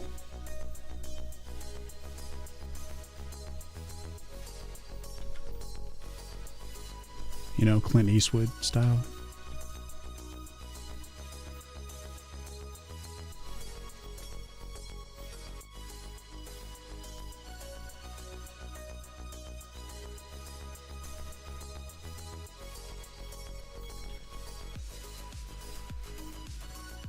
I know you're the one picking the ads, Riyin. Stop sending me Subway ads, by the way. It's not working. No, ads are meant to punish you so that you go into no ad mode. But joke's on them. We're used to the abuse. I personally can't stand ads, but it's the cost of free entertainment, basically. Got to pay some way, you know. Thankfully, it's a low effort, at least.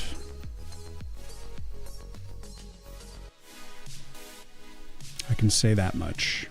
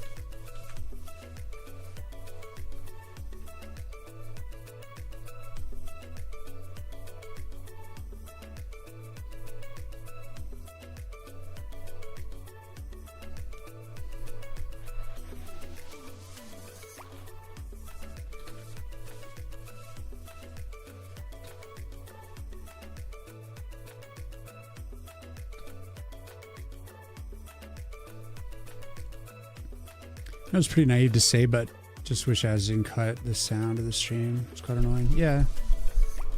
Sorry about that.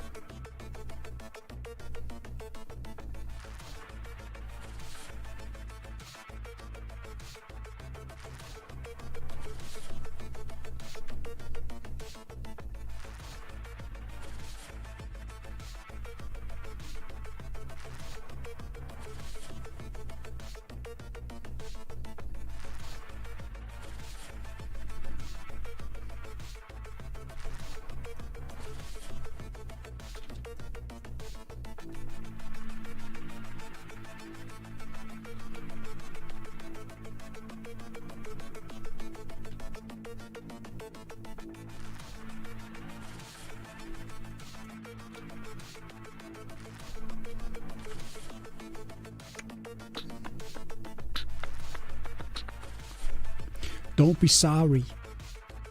Except for the subway hats. It's the best I can do, I guess.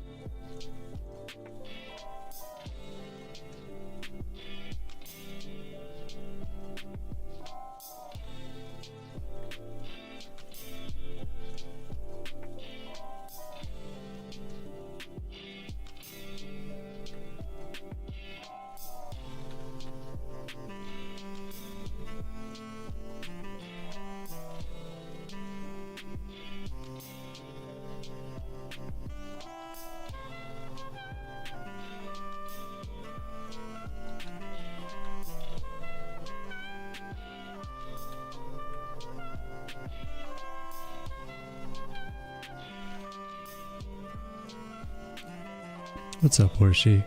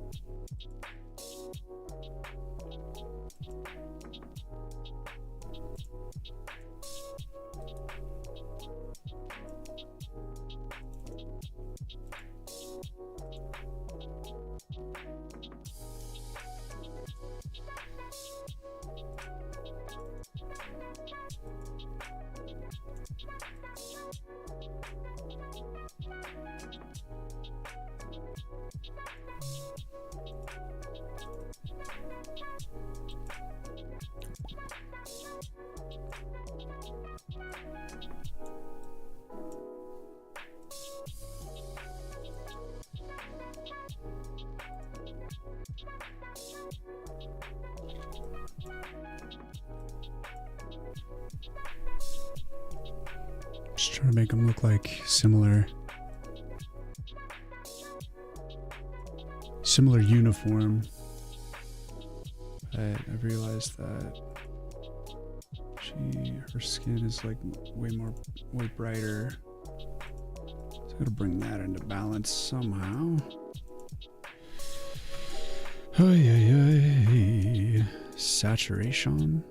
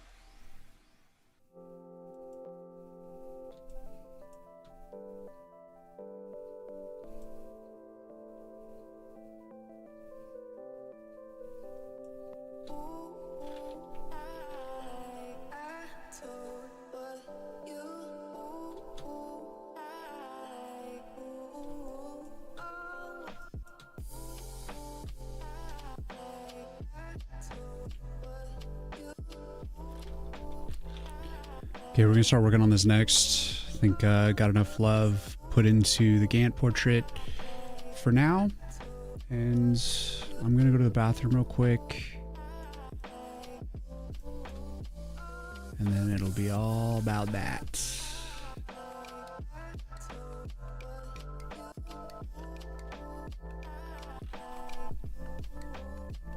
Alright, so I'll just be gone just a few minutes.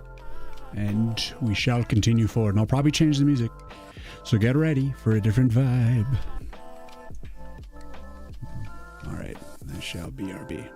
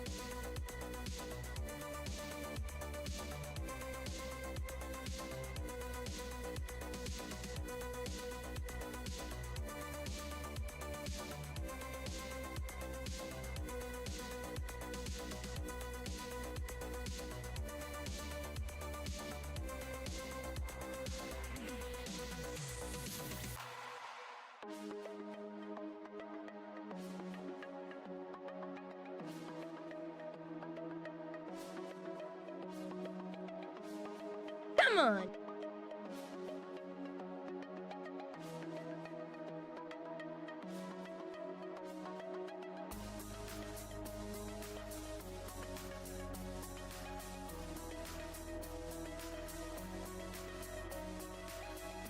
And I'm back.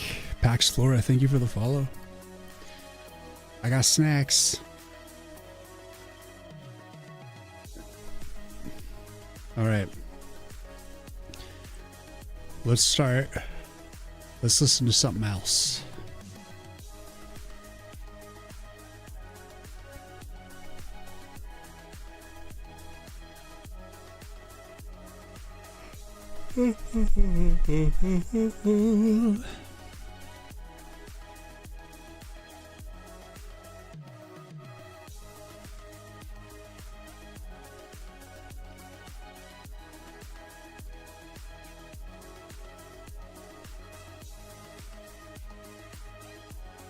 So I got some ginger tea, some assorted nuts, some biscotti. I might even have a digestible.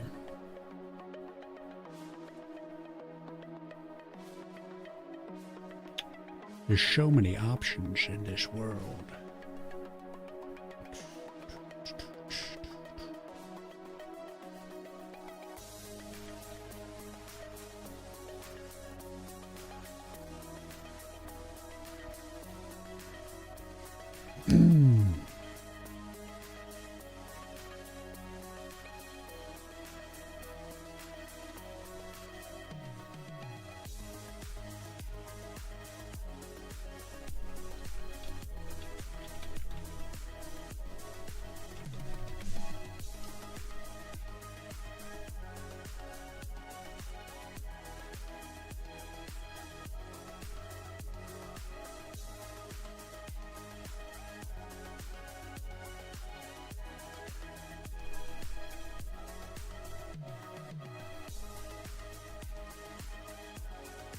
My tea says, your greatest strength is love.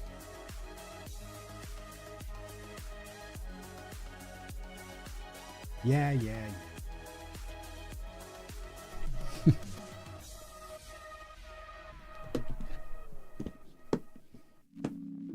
Let's have some snacks. And then we're going to get into finishing up that other animation.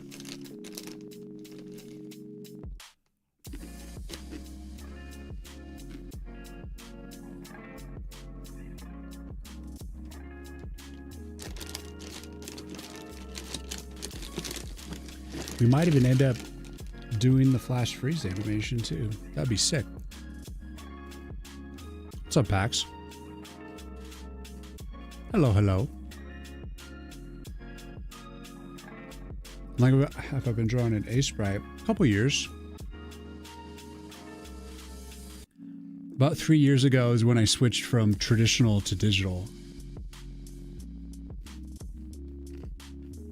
After doing that for a little bit, I started doing more pixel art.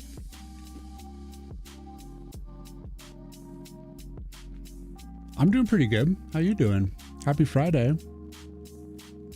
I guess it's Saturday now.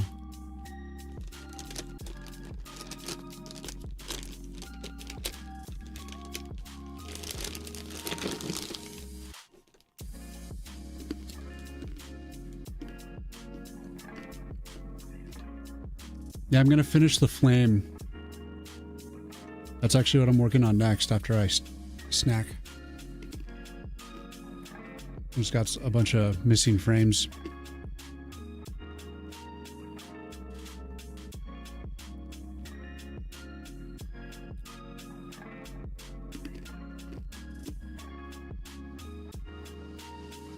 Yeah, we're going to add more wisp, more little flourishes. Just pick up where we left off. And then we got to do the rest of it too.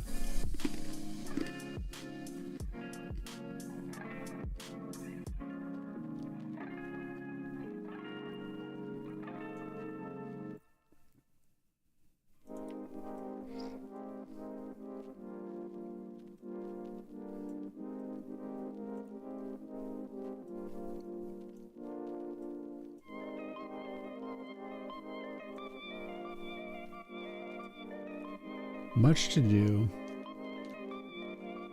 It's gonna take like a couple hours probably.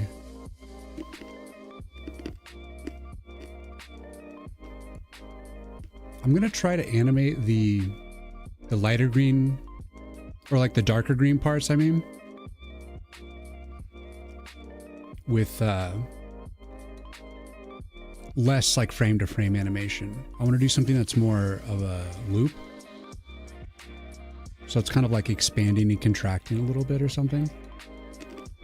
So I don't like spend like 8 hours on it, you know? I think the flame is like the main story, and then the rest of it can just be like, it just needs a little bit of something. And then it'll be good. Should probably just have stuff just kind of like move back and forth a little bit.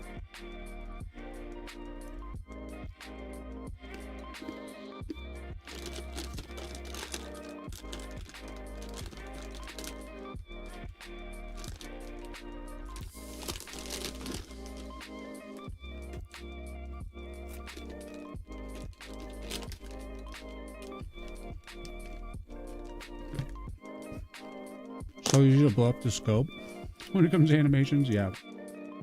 Exactly. I already bit off more than I could chew with this one. So I'm trying to like contain it.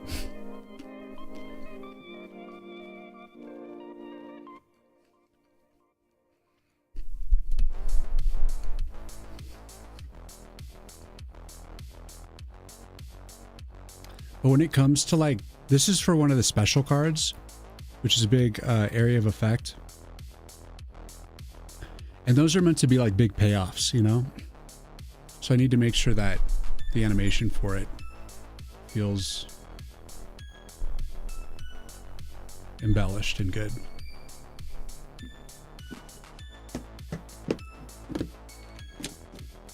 But I do think there's like a point of like diminishing returns, like I don't have to animate every single pixel individually. There could be like somewhat of a loop to what's going on, and it would still be just as effective on like the other sections. So even though it's like I'm gonna try to make it a shortcut, you know, take shorter time to do it, I think it's gonna be just as visually effective. But like the flame, I'm already in too deep, like making it all unique. So I'm just gonna like finish that up. But the rest of it, I'm going to try to just make it kind of like squish and stretch a little bit, but maintain its kind of form.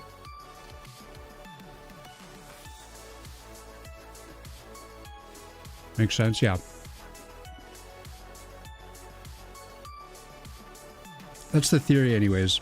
We'll see what happens once it actually comes to execution.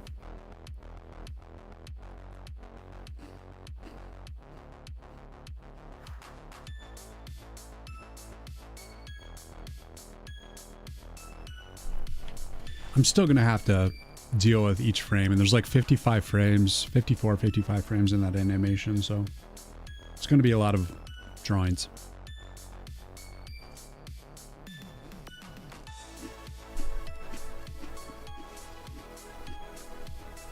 So I'm using a symmetry tool, you know, so it's on both sides, but really we're just doing like this section. We have to animate all this. Which a lot.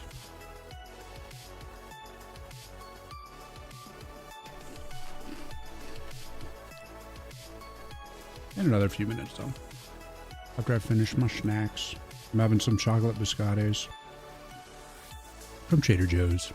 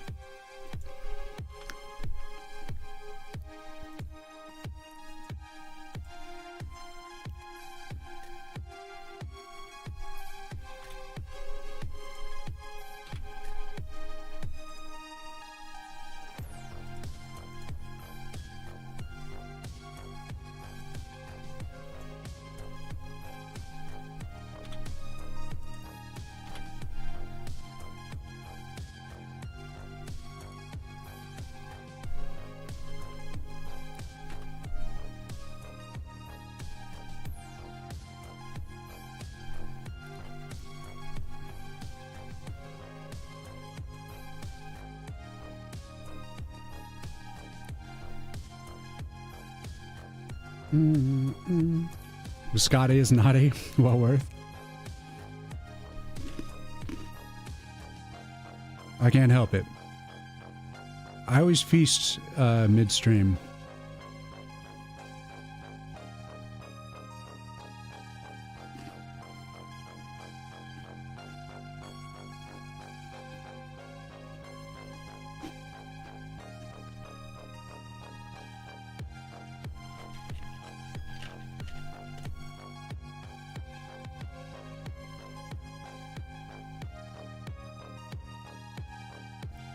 You do you. No rush. There's yeah, it's gonna be a lot of focus on this flame thing. I'm glad I polished this Gantt portrait though. It's just nice to kind of move on from it, and it didn't really take much time.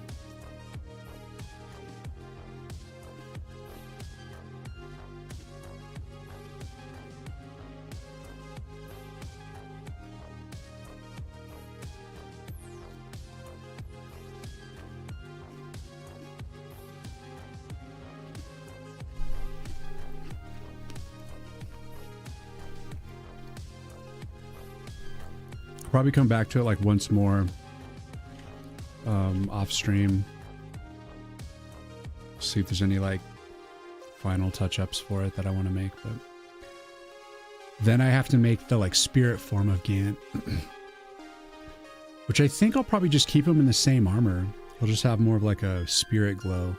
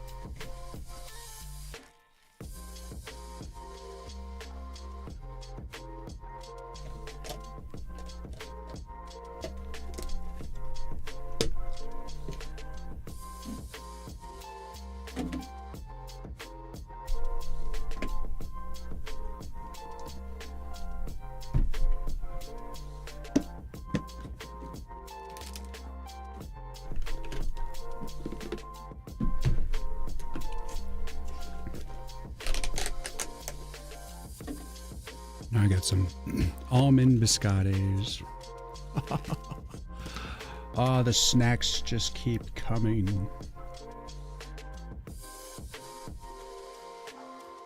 The almond extract.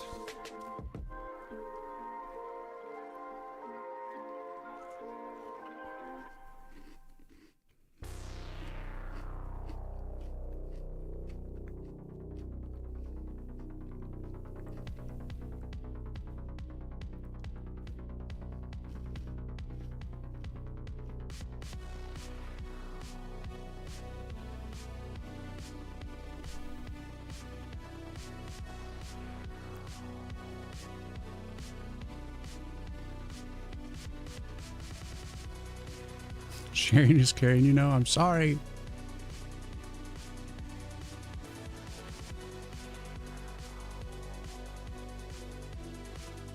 Of course you can have one. For every 20 that I eat.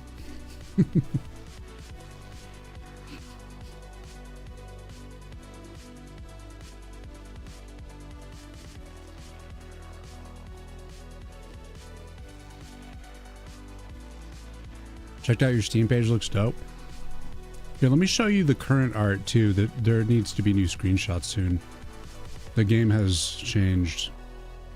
I recolorized it, brightened the colors a lot.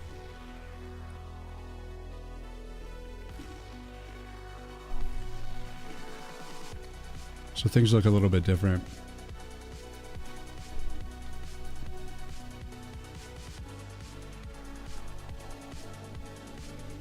Like the orc enemy changed.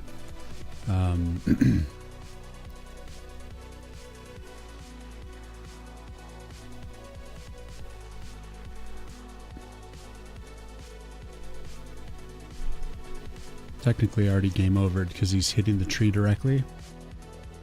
But I'm yet to build the game over screen, so.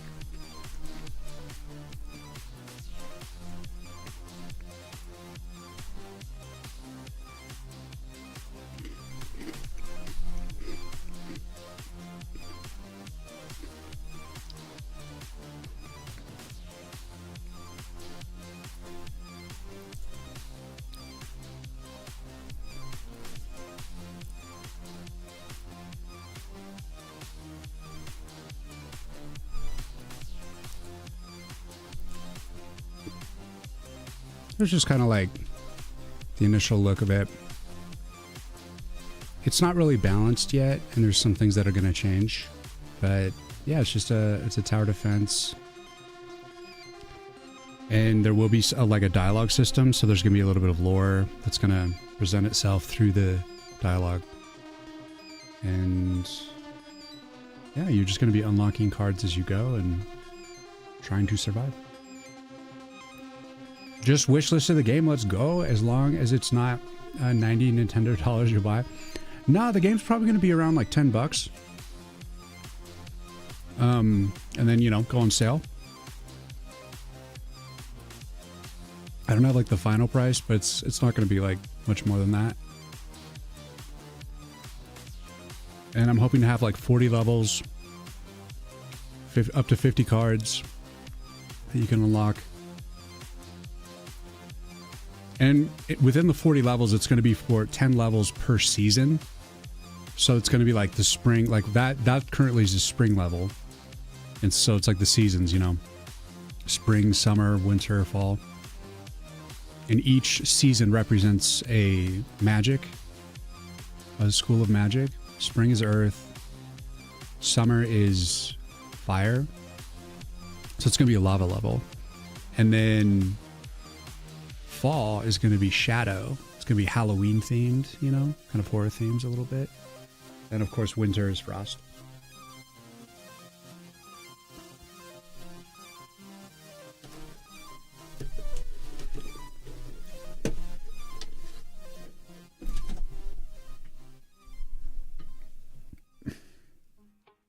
So yeah, I mean, I'm definitely operating on the idea that games should be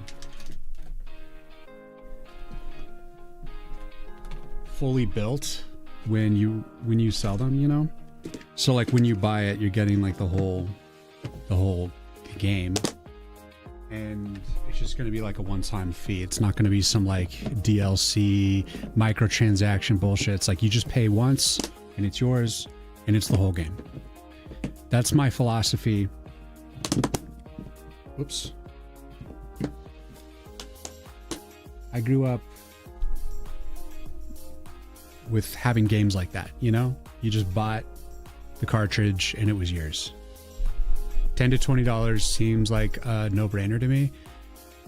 Yeah.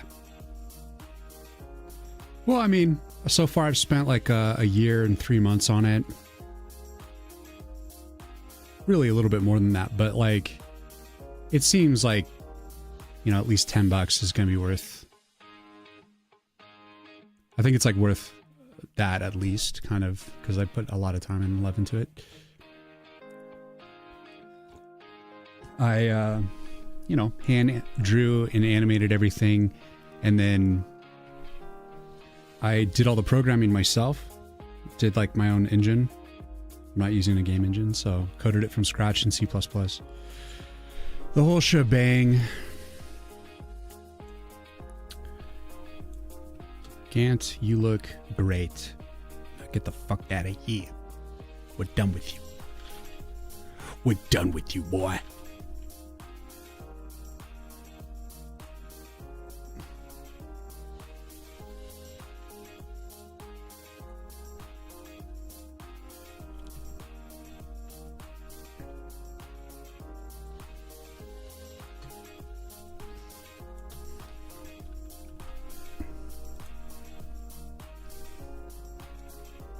We're done with you, boy.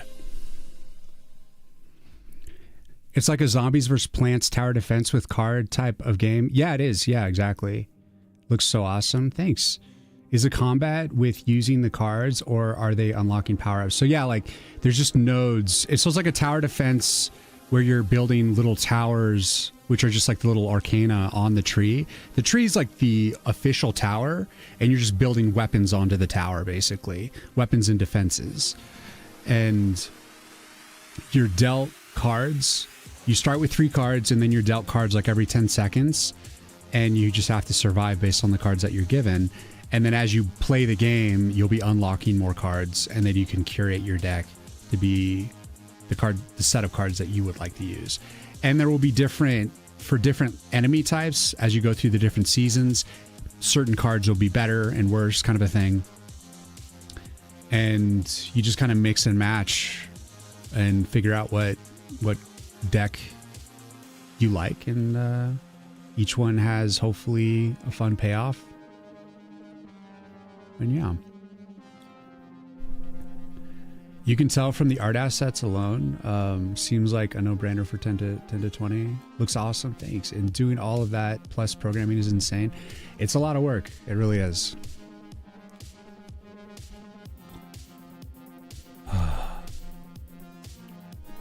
Okay, let's see where we're at. So the left side here of the flame is not, that's where we need to continue. So let's see, what frame did it stop? So right here, that's where we fell off.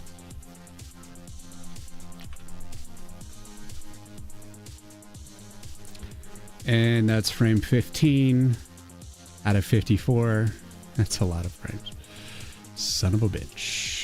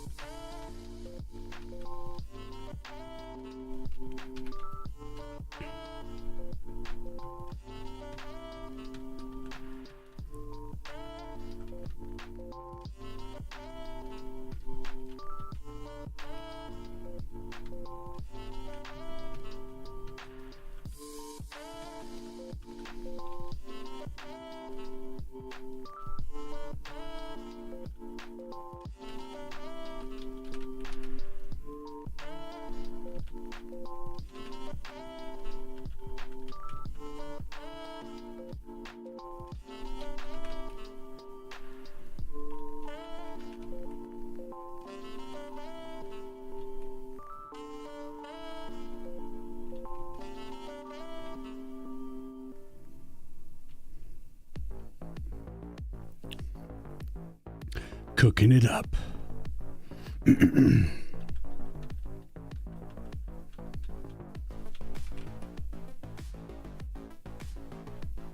That's right. One delicious pixel at a time.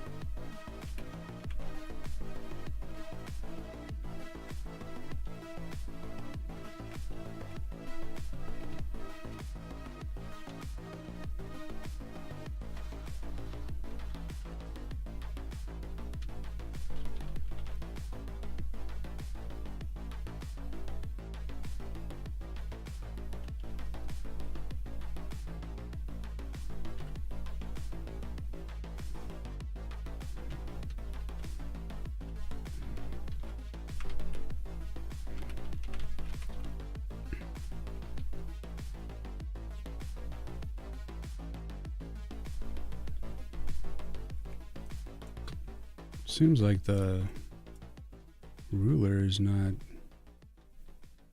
staying consistent here. Oh, I see.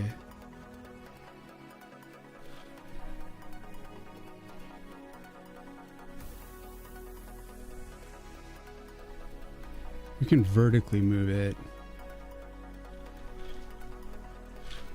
Whoops.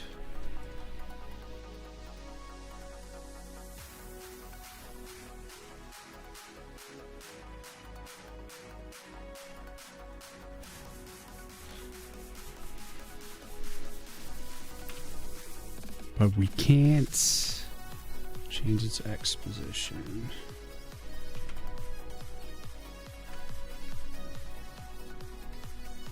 It's like I'm being very destructive. Gotta be careful not to destroy things. Yeah, it's this one. Yeah, we should move it here as well.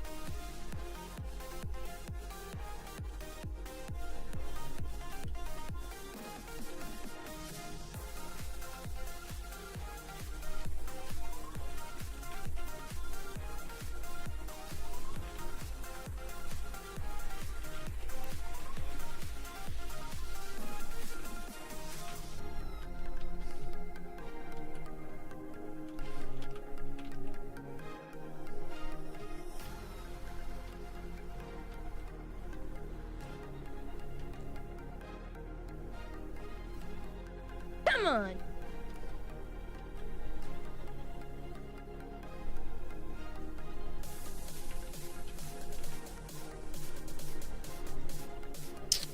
Lauren, thank you for the follow. Welcome, welcome.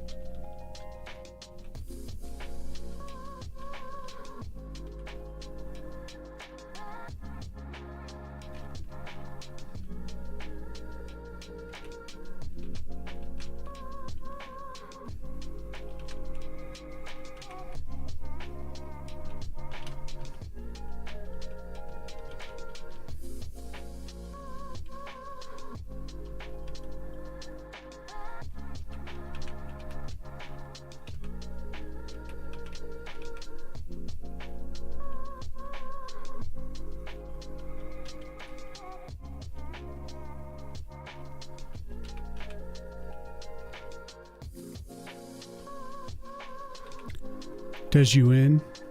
How those people make something so perfectly beautiful? It's a good question. It's pretty glorious. No doubt, no doubt, no doubt.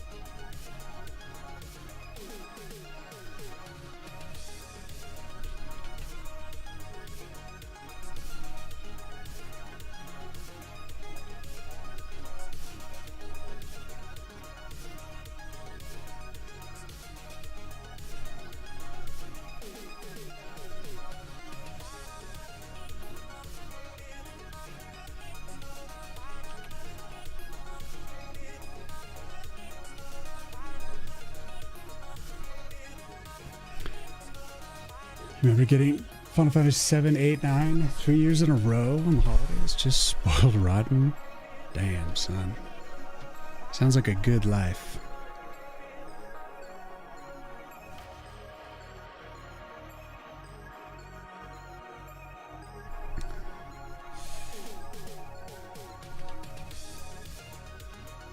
Well,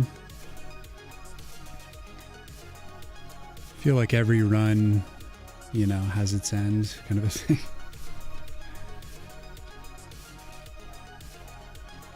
There's like only so many games that a game dev is going to produce before he's just going to pass the baton to someone who isn't quite as deep into it, you know?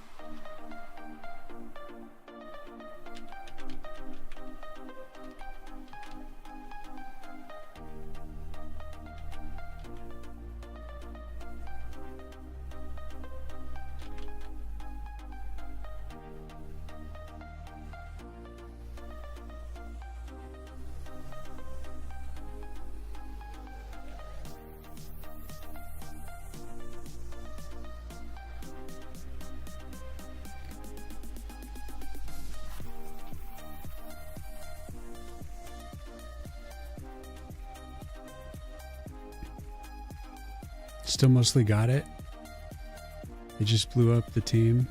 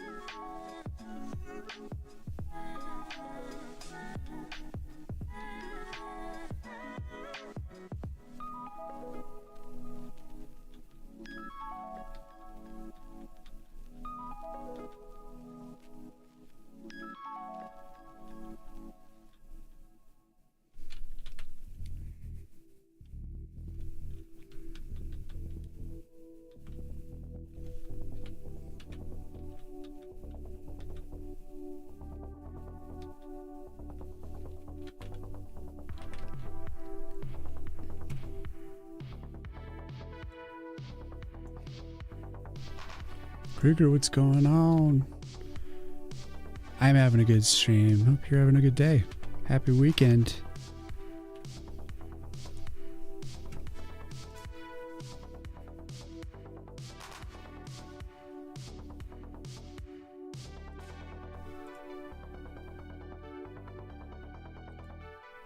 It's a pretty chill one. Just working on some of the more tedious task, getting this animation done.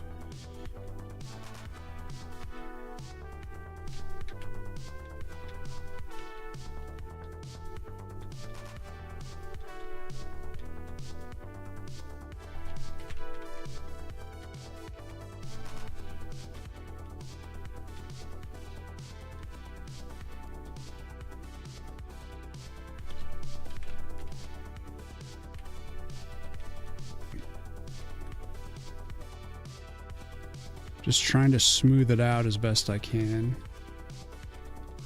A little flicker in a fiery type thing can be okay, but I'm trying to like allow some sort of like fluidity to things. I don't want there to just be like something that pops for a frame and then just suddenly disappears.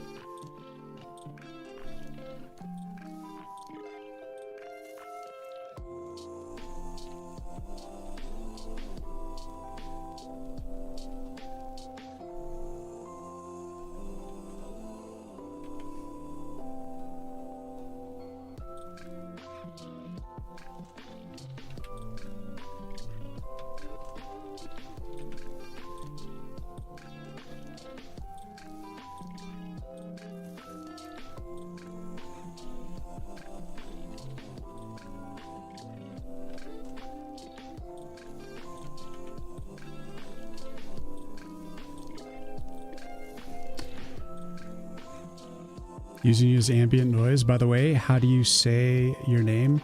Riyin. Riyin Art. Or you can call me Ryan Art. I don't care. My real name is Ryan. Come on. But Riyin is the way you pronounce that spelling. Albie, thank you for the follow. Welcome.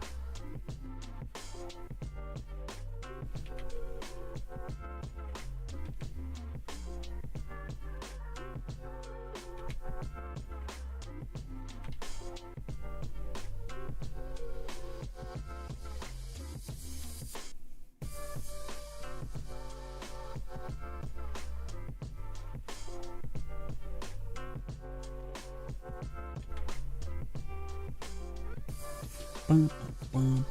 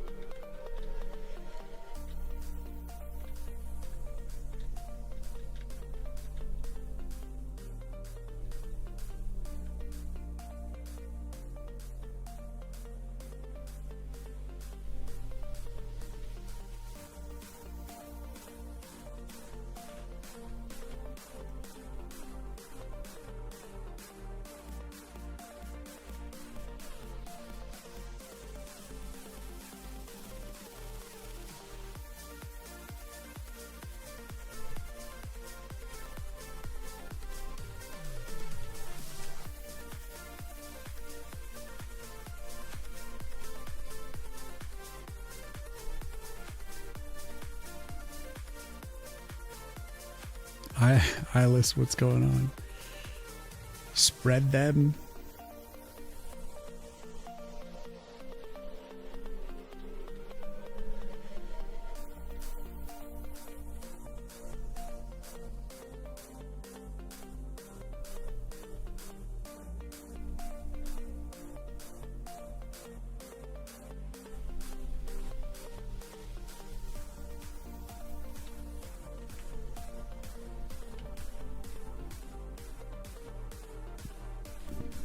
Come on.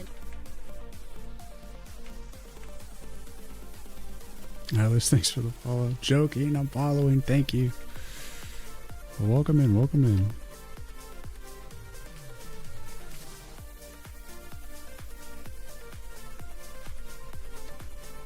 Slowly working my way through this, Annie. It's happening.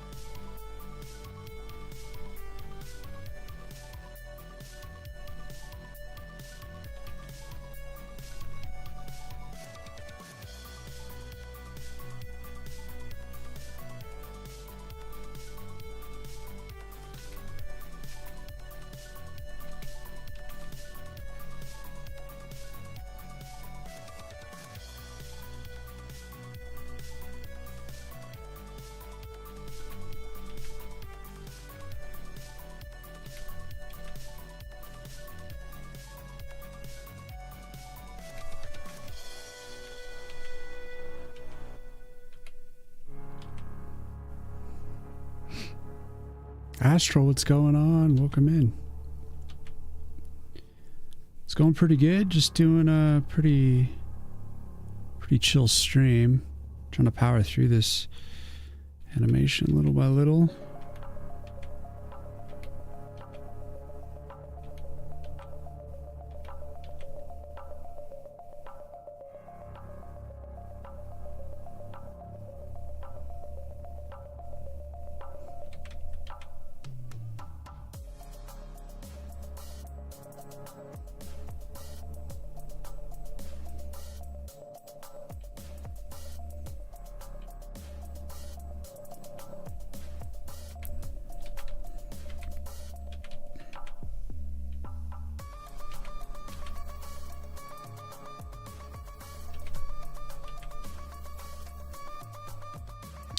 It's happening. Getting there.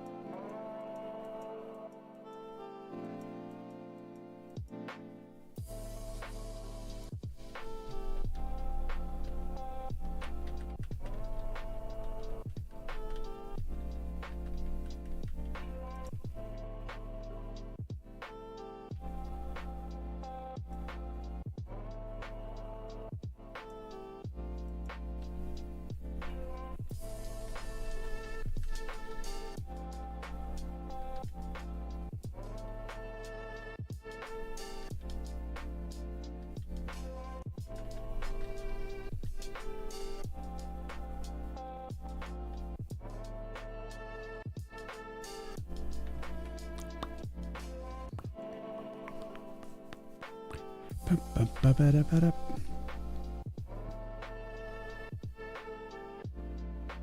think I'm about halfway there.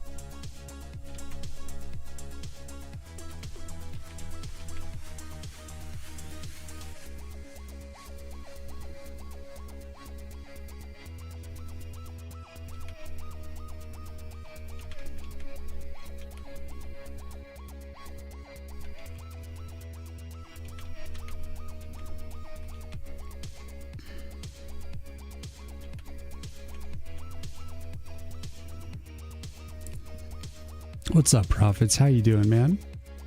Lord Riyin of the Green Flame. The animation is coming together nicely. It's slowly evolving, indeed. Trying to make it a trippy situation.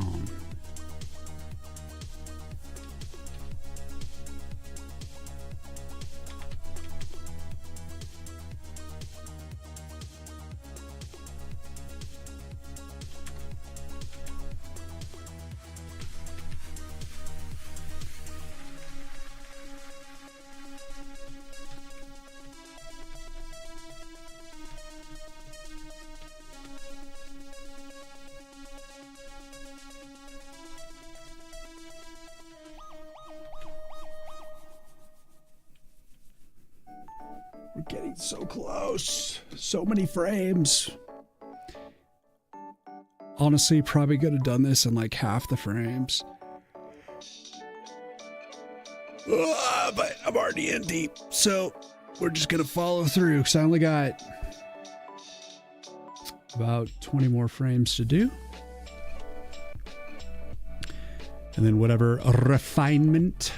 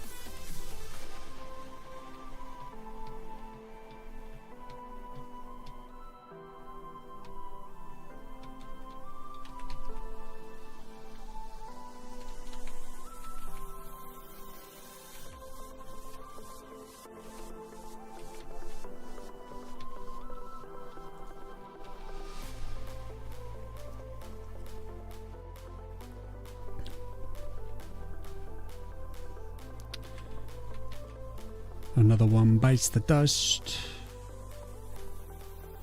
Many frames to go.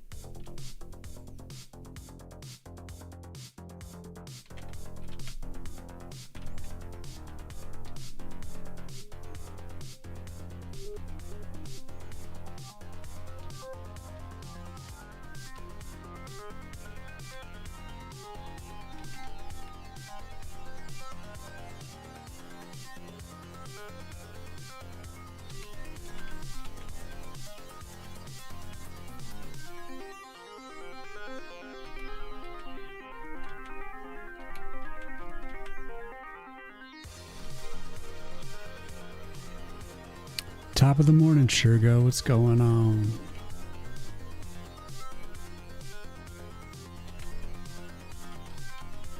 Welcome to the animation time.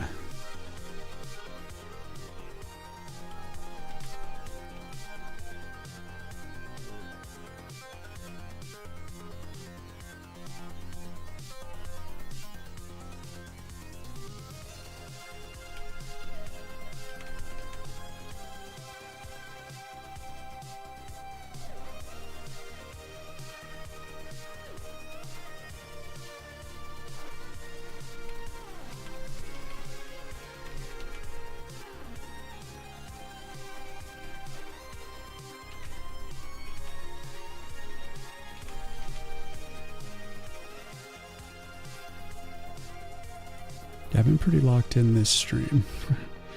Pretty locked in. Really want to get this done. Be done with it.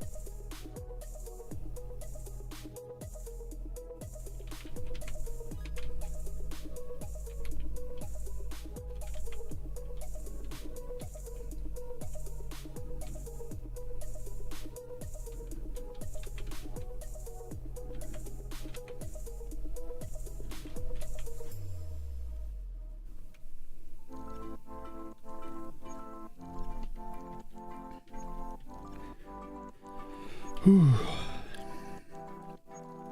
Mm-hmm.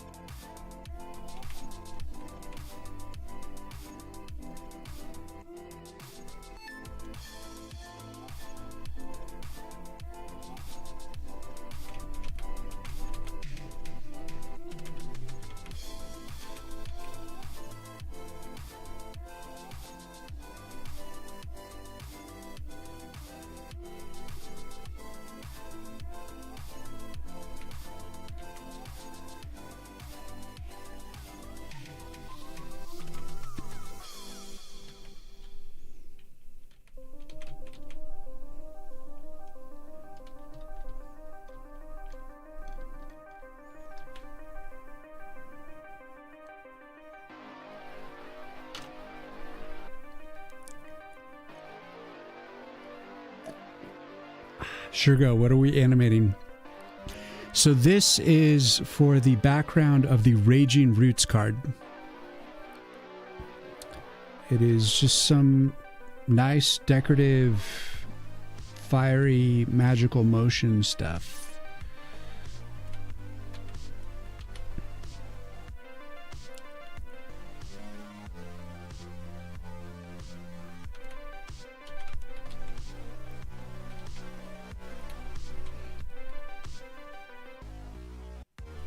Because the one I had prior was just not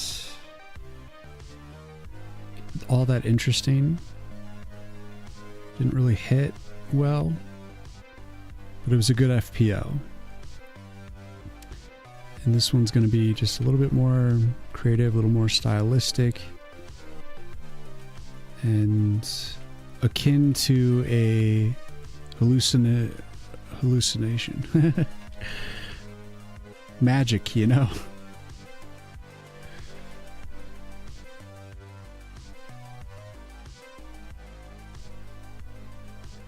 We're dealing with forces we can't explain.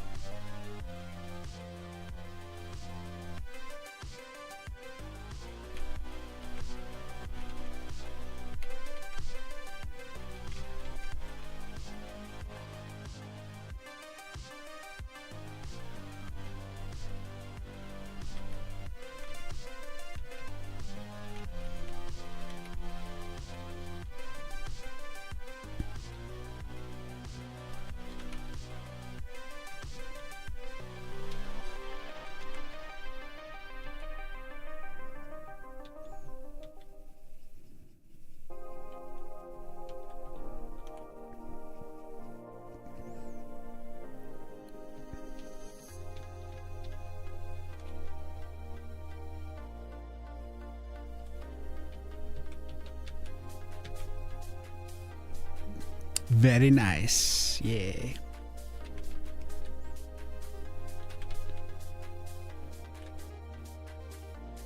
We got 6 more frames to go, and then whatever polish might need to happen.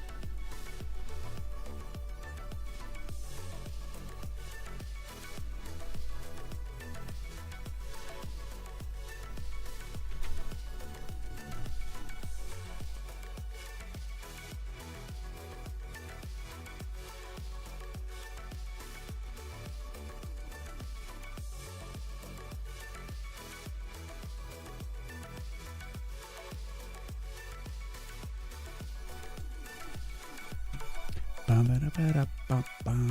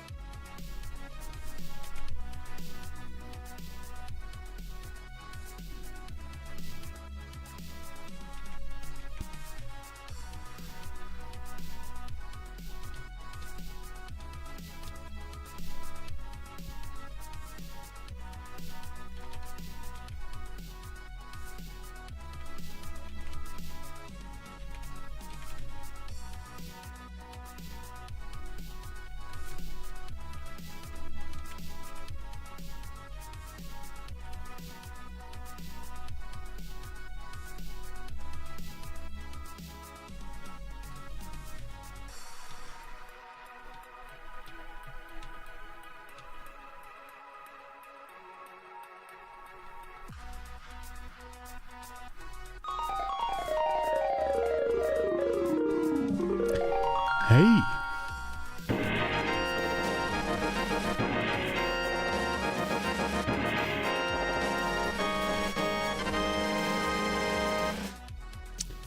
What's going on, Phil? Thanks so much for the raid.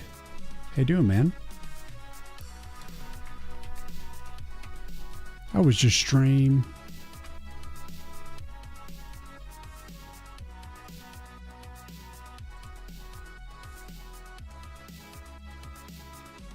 What's up, Chex? Good, how you doing? I'm doing pretty good. I'm just working on my Woods of War game here. I'll give you guys a little brief demo here.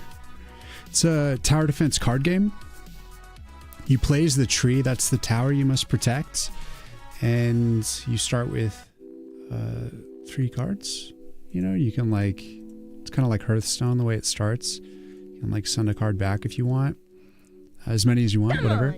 And then you drop the cards on the nodes to build the thing, or you just drop the card to like on the background if you need to like play. If it's just a card that just plays, some of them are to like build things. Some of them are to like utility cards that kind of manage things or like add like damage shields. And there's like AoE cards. And yeah, so it's up on Steam. If anyone wants to check it out. So it doesn't have like the current screenshots, and it doesn't have a trailer yet. But here, let me show you guys an AoE card, like Meteor Storm. There's like big AoEs, and yeah, so you're generally like dealt cards like every 10 seconds, and you just try to survive.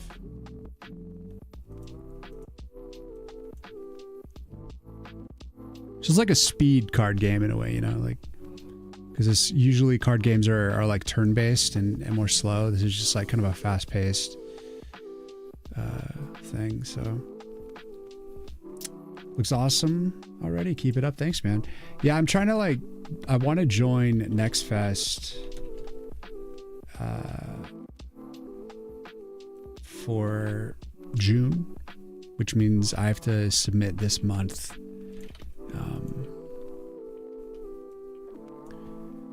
And I'm just trying to get everything done for like the initial demo. So hopefully there'll be a playable demo in the next month before. But yeah. PC game. Yeah, it is going to be a PC game.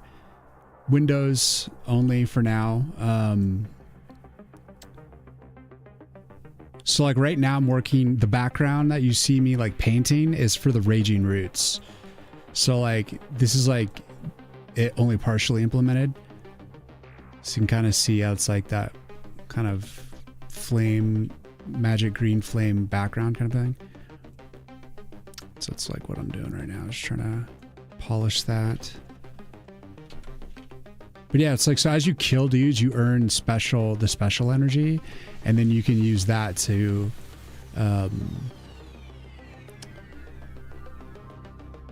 cash in and get a death flower, which grows in the dude's beard, and then you claim that to get AoE cards.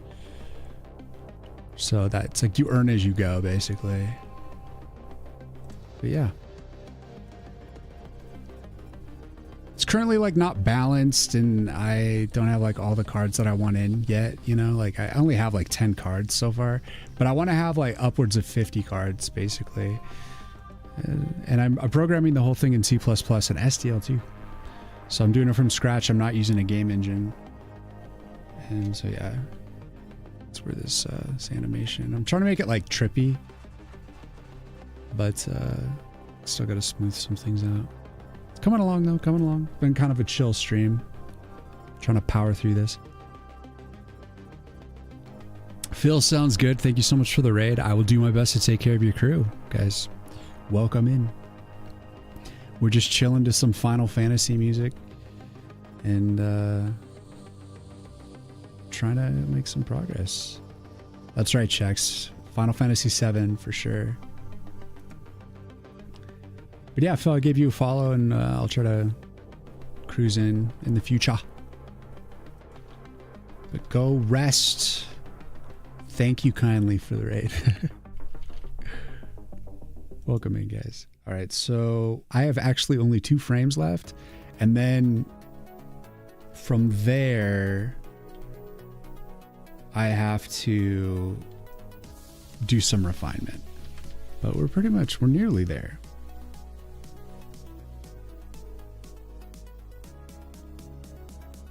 So I'm essentially tracing over these frames, just trying to make this portion of it slightly different on each frame so that it feels like it's kind of evolving and like a little goopy, a little trippy. Just to try to create some general visual interest.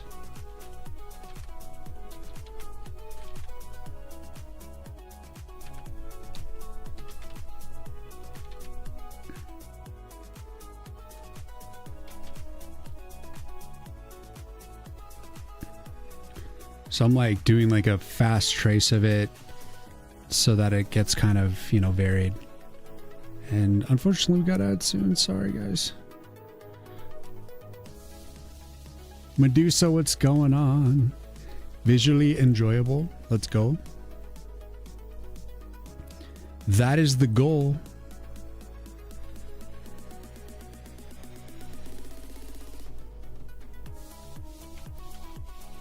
Because the AoE cards, you earn them as you like kill enough dudes. And so essentially I want it to be like that dopamine hit. You got like a nice payoff. It is a more expensive card, you know, like it's, I mean, right now I have it cost like 8 to 9 mana. So I want it to be like not only powerful, but visually interesting.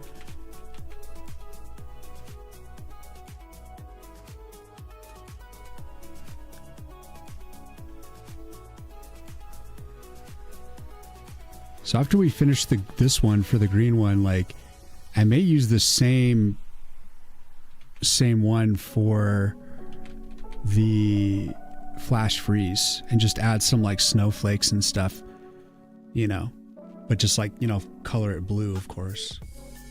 100%. Let's go. we were discussing how much art really does play into how good a game is.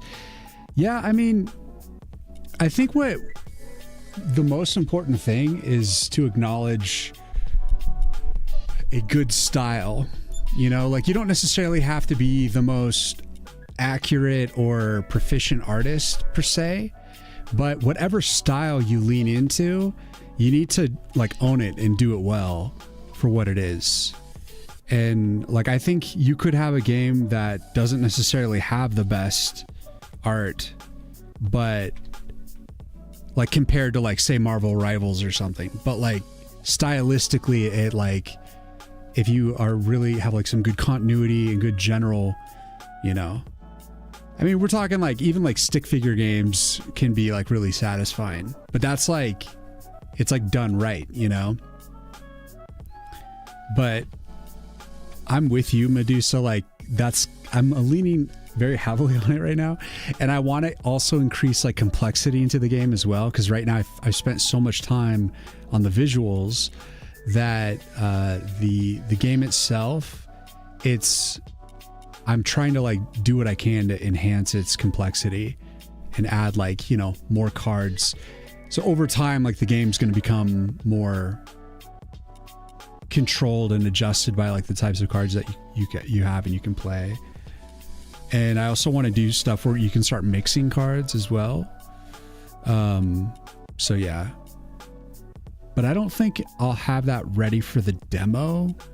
I think this demo coming up is just going to be kind of like the basic structure and like this just the first few levels so that people can like play the game, tell me if it's like buggy, and just kind of get a general basic feel of the game and tell me ideas about how I can make it more fun.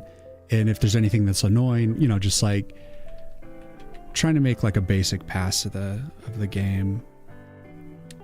But it's really just going to be like a short demo. So only just going to do like maybe like, I don't know, 3 levels or something, maybe 5 levels, something like that. But like make it so that you get the reward cycle, you know, like you unlock a card and then you're able to continue playing with that card now and stuff like that. So that way we can kind of analyze the structure of the game and see how it feels.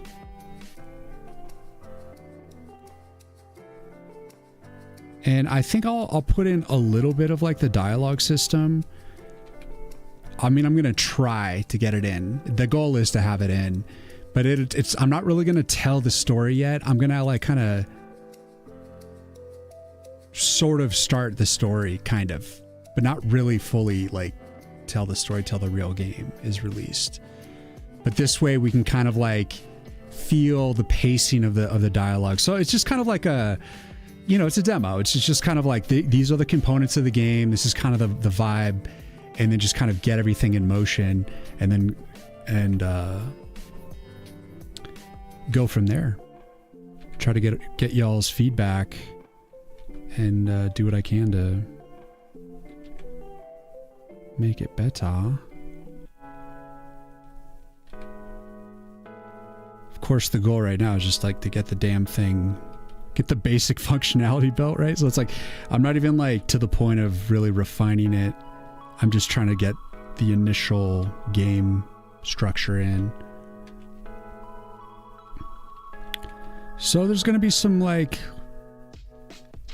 loosey-goosey aspects of it that aren't just fully realized yet, but will be when it's all said and done.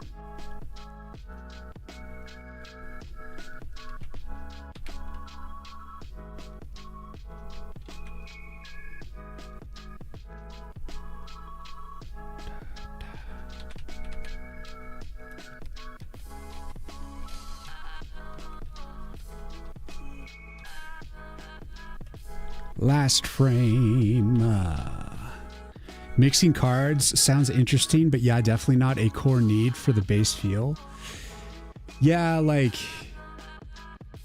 that is not going to make it into the demo, but it'll definitely make it into the game, being able to mix cards. But at the very least, I'm going to make it so that you can infinitely use cards. So like if you use, and this was an idea that came from chat too, that if you max out, like right now things only go to rank 3. If you max out to rank 3 and you use the same card on a rank 3 Arcana, you know, like say you use like a rank 3 spike shot, or a spike shot on a rank 3, it won't upgrade it, it'll heal it. But if you're at 100% life, and there's no healing that's needed, then it's going to add like an attack boost instead. So it's going to be like, you'll always be able to use your cards repeatedly, you know? So it's like you can drop, so if you have like all rank 3s, like everything's max rank, then you can use it to basically add attack power or do like whatever respective thing that it does. And I think generally for like the demo, it'll just like add attack power and perhaps speed or something. And it'll just be a short buff. But, so it's either you're like healing or you get like a short buff. So that way you're like always have a use for your cards, basically. That's going to be kind of like the basic structure. But then in the future, I want to make it so that you can kind of like mix and like create kind of weird hybrids. Prosto, thank you for the follow. Welcome in. Things like that. It's the live stream. It's things like that. Infinite possibilities can sometimes make me feel like a game strategy can be too open-ended and directionless for min-maxing. And I think that's just something that requires a design balance and direction on the game-by-game basis. Well, you have to consider that like the mixing that I'm going to do, it's only going to be mixing that I think makes sense. It's not going to be open mixing. I'm only going to like mix certain cards with each other. Like it's not going to be just like you can just mix whatever the hell you want, you know, because it's like not going to make sense to mix certain cards. Like say for instance, you have a barricade and then you have the Thornblade, you know, I don't know how you would mix like a sword with the barricade. I mean, I suppose it could act kind of like thorns or something like that, but I'm already going to have something like that. So it's like, that's kind of a bad example because it probably could work, but like there's certain cards that just aren't going to work together basically. But there's ones that I am going to make them work together and I have to specifically code them together. But like that part's not going to be as hard as just visually trying to make it work as well. So it just has to kind of visually work, and programmatically it already has to have some sort of structure that makes it work. But it's not going to be like infinite possibilities. It's just going to be some additional kind of combos that you can do, so that if you're like at like say a rank 3 on a thing and you want to like enhance it, you can do it with like a mixture, like a combo. So you can kind of keep going. So in a way, you're maxing it further beyond its rank, because you're like, it's a rank 3 plus the mixture kind of a thing. So it's a way to kind of just basically keep playing cards on the existing towers, on the existing nodes. But it's certainly not going to be enough like coding and art to support infinite choices where you can just mix every card with every card. So like, but you'll know, because when you're holding the card, it'll highlight. If you try to drop it on a node that it wouldn't work, then it'll just go back into your hand. So you'll like learn through trial and error, like what you can mix and stuff. But yeah, you won't be able to just mix anything. So you kind of have to like learn through intuition. And, you know, I saw this short of someone saying like how they were wishing games would come back to being more difficult, you know, because I've heard like this is like actually a pretty broad and common complaint about retail World of Warcraft, is that nowadays it's too linear. There's too much like playthroughs. There's too much already like guided things, like just follow the marker on your map. Like they give you a quest, they tell you exactly what to do. There's no mystery. There's no exploration. There's no like leaving you in the lurch. And I think a game, it can go both ways. Like if you don't give like enough kind of instruction, you know, like I don't know if you guys remember Myst. Was it called Myst back in the day? But it was a game where basically you just go through all these 3D environments and try to like find like a little clues to like figure out what to do in this weird world of like still shots that you just like click through. And it was confusing as hell. And you didn't know why you were there. There was like no story. But like, was it Myst? What was it called? How come I can't remember what this was called? I think it was called Myst. It was like I think it was Myst. I think it was like the highest selling game of its time.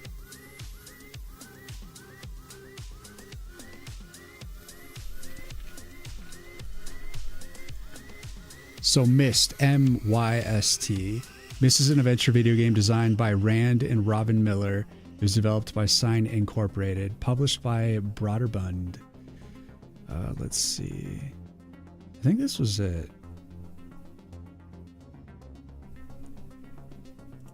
And it was like notoriously hard because it made no fucking sense. There was like, you didn't know why you were in this world, and you'd get like stuck in these little like areas trying to just unlock doors and keep going.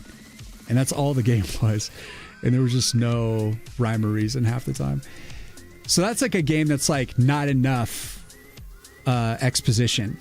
But then you have games that are like retail where it's like it's too much exposition and it's like it's no longer fun because there's no like, oh, like I figured out how to do it. And you know, like the way that like the original Mega Man was created, they didn't give you any tutorial. They just threw you into the level and you would run and like an enemy would like jump out at you and kill you and you'd be like, oh fuck. And so like you would slowly like figure out how to play the game through just experiencing the game. And it was more exciting that way. And so like I in a way, like I'm going to try to have some of that energy in my game. I'm not just going to be giving like a lot of exposition. I think the only thing that I'm going to say at the start of the game, at the very start, is that place your cards on the nodes. That's the only thing I'm going to tell people so that they don't like, they know what to do with their cards. Place the cards on the nodes. And not every card is going to be like placed on a node. Some of them you just like throw anywhere and they just play. So I'm just going to kind of let people like just scrape their knees and like see what happens. Yeah, so like play games blind for that experience and truly consider half of a game's development being the meta portion of learning controls and mechanics. Designing a game to allow that instead of a tutorial and constant descriptions is something I think about a lot. Yeah, so like the only dialogue that I'm going to have in the game, it's not going to be exposition like how to play the game. It's going to be like narrative. It's like you're meeting the characters of the world and they're explaining the situation of like why everything is what it is. Like why is there a tree with a face? Why is there orcs attacking the forest? Like who are these people that are talking to you? That it's just going to be like kind of answering these questions as you go. And I wanted to make it so that these dialogues happen at like the end of the level and then they're brief. You know, you only have like maybe like 5 or 6 exchanges back and forth of just like a sentence or two, and that's it. Like I'll have like a outer limit of like it'll never be longer than like 6 exchanges or something like that. So that way it's just always like, and it won't necessarily be all the time as well, but I just thought it'd be like fun to have like to tell a little bit of a deeper lore to what's going on. So that if you want, you can kind of like role play into it a little bit more.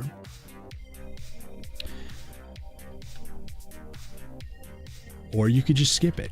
You know, it's like up to you.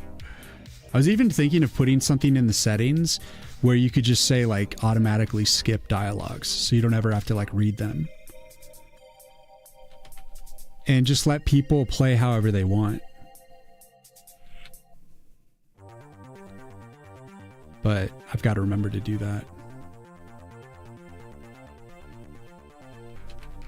It'll be easy enough to like skip anyways, but like if you auto skip, then it just like will bypass the narrative altogether. And that could potentially be useful for someone who's like replaying the game, who doesn't want to like hear the story again, you know?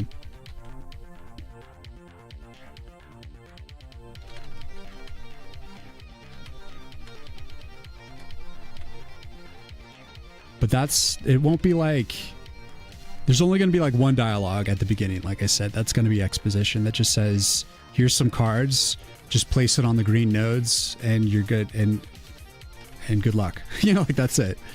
But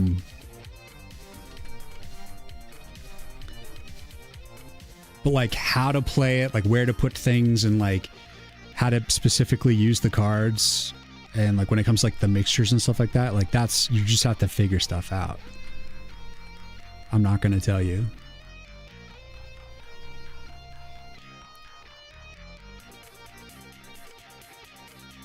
I might make like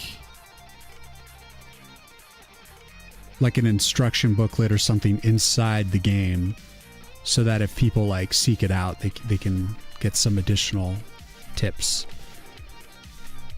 But if your game is interesting enough and has enough of a community, you kind of don't need to do that. You just like leave it to the community to dig into that. What's up, August? Elden Ring also doesn't have any story and doesn't tell you what to do. I feel like a lot of games are like that now, where they're just sandbox, where they don't tell you what to do, and they also give you the option to kind of do whatever. So it's up to you to define what is the game, you know?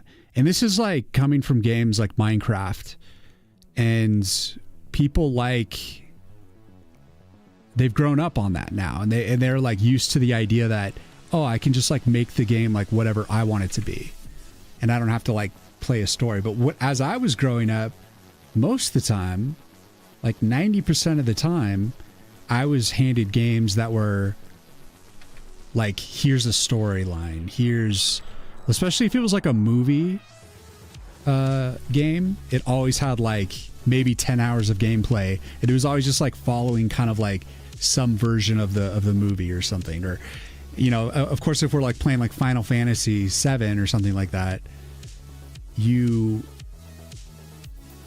can do as many side quests as you want and kind of dilly-dally, but there is like a core narrative that you can follow. Or if you're playing something obviously like Mario or Mega Man, there's just like defeat the enemy, like move forward. Very linear.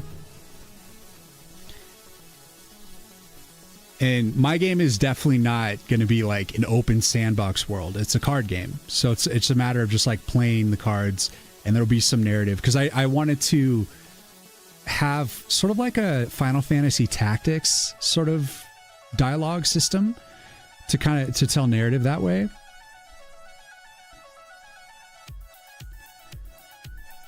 And we'll see how that goes. You know, like I might nerf it and not like do it as much if it doesn't pan out so well, but I'd like to try, because it really comes down to like how well can I write narrative, like write dialogue and like put like an interesting narrative.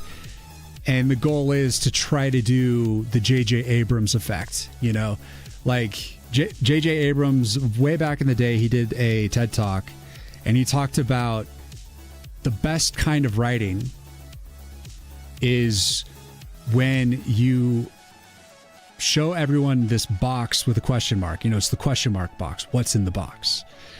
And he's like, you get them super excited about this box. You just keep saying like, keep stoking the mystery. And then when you open the box, you open the question mark box, what's inside is another question mark box. But it's like enough of like a payoff that you feel satisfied, but like you're always handed more questions, basically. So you're just like, oh wow, so that's what's behind the box. But this just makes more questions, you know, like what the fuck? And so like I'm gonna try to do something like that where I'm like kind of peeling back the onion while keeping a little mystery alive as you go. You know, I don't necessarily consider myself like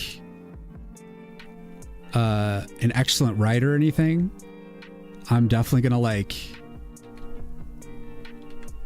struggle to do that part, but I think I've like watched enough movies, shows, read enough books to like understand at least that, you know, and then like kind of the general 3-act structure. And I just need to start practicing telling a narrative so that when I get to my horror game, hopefully I'm further along in that evolution and I can do it justice. Because there's going to be a bit more of a call for like story in the horror game. So I need to practice.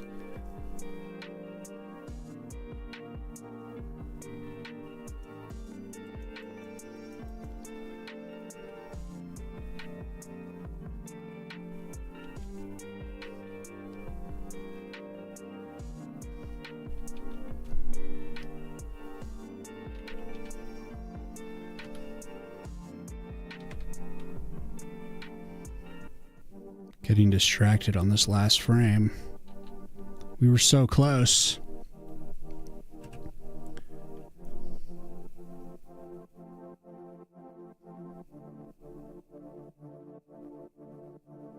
Yeah, that one.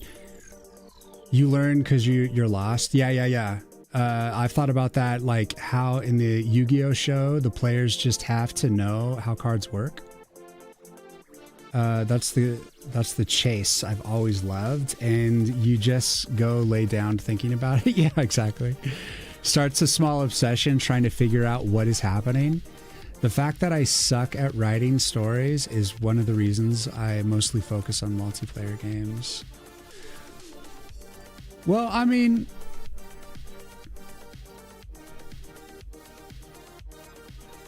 I think the interesting thing about it's like, if you get too intellectual about telling a story, you know, like if I had a lot of dialogue that was just very vocabulary rich and over the top, it would come off as like pretentious and people wouldn't feel connected to it. I think like, I don't necessarily think I'll be a very sophisticated writer, but it's like, I don't think that matters. I think it's if I can pull off enough kind of mystery and try to like make it interesting, at least on some smaller level, and then just keep having more things to reveal.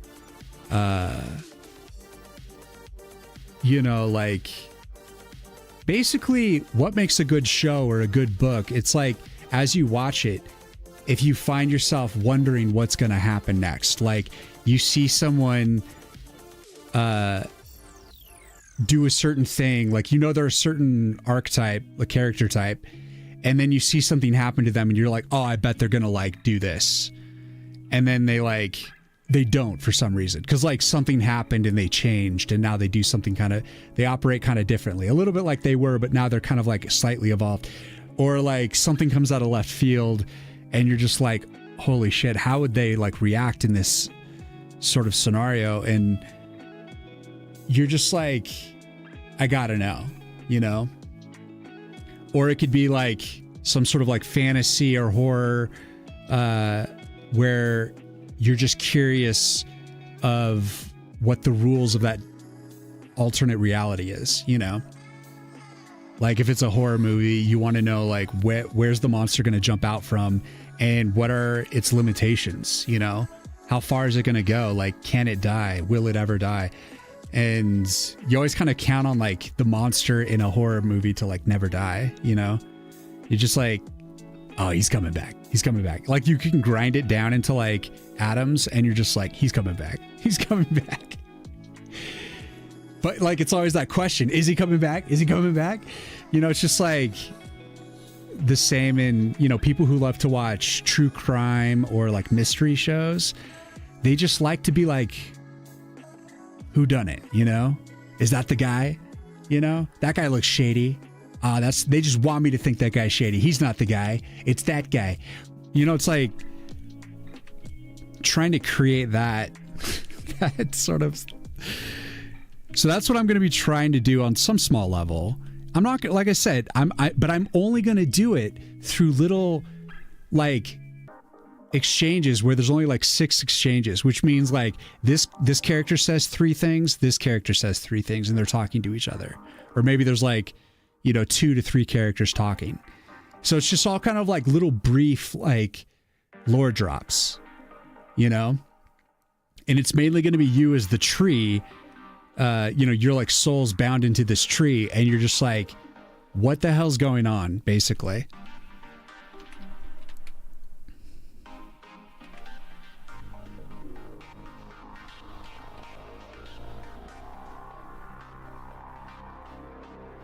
You know, and I've already talked a little bit about like what the story is going to be like, at least what's happening in the world. But I am trying to package the narrative in such a way that like I'm more dripping out the story, and it's not this giant like paragraphs upon paragraphs of exposition of like what's happening. You just kind of learn little things as you go, because I've learned that like for instance, when you're I learned this from a screenwriter on TikTok. Dude has been like writing and teaching for like 30 years, and he says how when you introduce a character, you don't want to be like, here's the character and here's like all their traumas and past experiences and this is like how they are. Like, you want to just introduce characters as like one-dimensional. His like the way that he initially phrased it was like, you don't want your character to be 3-dimensional. You want it to be 1-dimensional. And then you want to build on it as you go. And what he meant by that is like, you don't want to just like trauma dump everything that this character is all in like one scene, you know, or in one page. You just want it to be like, you know, meet Timmy. He's a klutz. And that's it. That's all you know about. He's like, there's Timmy the klutz. And then you watch him being klutzy, like he like falls over on himself or something, you know. It's like Mr. Bean or something. You just see like this character that kind of like has this core trait, you know, like, oh, he's super smart, or like, oh, he's super strong, or you know, like she's like really good at deduction, or like whatever it is. And then you just kind of then you start to introduce them into different environments and different characters, and slowly you start to learn about this character more and more, but only in little chunks. You don't want to just be like slap it all, because then you just don't, it's too much to like bond with, you know.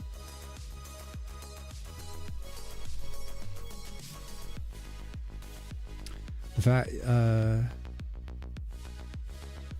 and Lowboy, I don't know that making multiplayer games is going to rescue you from having to actually have some little bit of storytelling abilities. I don't know, man. I think that's why people say endings are so hard, because you often people's imaginations have exceeded quite a bit. There are the things that made Demon Souls, Dark Souls so good. The weight in little interactions due to not oversaturation. Yeah, exactly. Well, I mean, that's why I'm trying to approach it that way. It's just so not oversaturate. And I'm just trying to like literally just undersaturate as much as I can. I'm actually like kind of influencing myself from, I watched like there's like a Sonic game that I don't know if it's like on Game Gear or Game Boy or something, but I guess it wouldn't be on Game Boy, like Game Gear. But like the dialogues, the things that they were saying in this like Sonic RPG was very basic dialogue and just short exchanges. And I was just like, that's what I want to do for my game. Short exchanges, because I want people who don't necessarily want to read to like sit and have the patience to read these like little lore drops. And not like betray their trust by like suddenly having like 20 exchanges between characters, you know, like it'll always be kind of like basic exchanges. Character development point is great. I hadn't thought of it that approach yet. I have been thinking about how I always ask myself, why did this anime put this cool evolution of this character off so long? But if they had shown the coolest thing first, there's nowhere to go. Yeah, exactly. It's like you want to like, oh, we're on ads. I don't mind a little storytelling, but like fully focusing on it can be bothered. Well, in games, you have like the unique challenge of you got to let them interact and play right away. And that has to be the focus. And the only reason you have narrative in your game, it's like your focus in the game is your core game loop, you know? It's all about like how the game plays, what makes it fun. And that's what matters most of all. And for me, the reason why I want to put in the dialogue and I put in the narrative is because it's like, let's put it this way, like an example. One time I was at like a baseball game and it was the Padres versus the Rockies. I'm not like really a sports guy, but I was like at a baseball game and it was like I was still a kid and I didn't fully understand. I understand the basic rules of baseball, but there were certain like nuanced rules that I didn't know yet. And I was sitting next to like a really big baseball fan and they started explaining the deeper rules of baseball to me that I didn't quite get. And having learned those additional rules made the game much more interesting to me because now I understood the framework that things were kind of operating in. You know, it wasn't just like random people hitting a ball with a stick. It was now seeing the strategy, seeing the rules, whether people are breaking the rules, following the rules, bending the rules, whatever. And the more you kind of learn about that realm, that reality, the more interesting it becomes because you understand what's happening. And so that's how I feel about it. Like if you just played my game and you're just a tree and you don't have any clue why, then I feel like you're not going to be as connected to the game. So the idea through the narrative is to create a bond with the game and hopefully spark your imagination to imagine the rest of the world while you're playing it without having to actually do the art and build the world. So you're just like thinking, you're imagining the world through just a little bit of dialogue, and then that's it. Because I'm trying to like do everything I can to keep the production of the game simple, right? So that I can get through it and get to the horror game. But that doesn't mean I don't want this to be like a rich and interesting realm.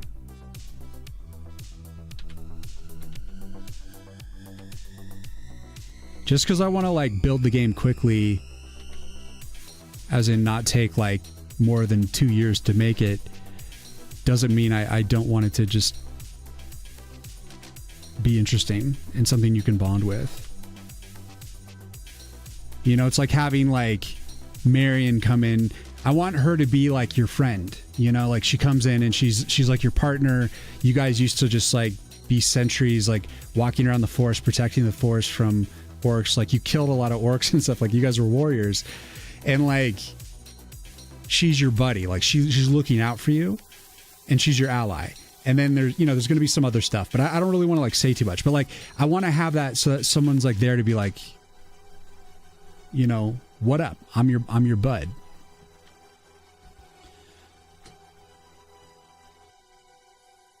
Because why not?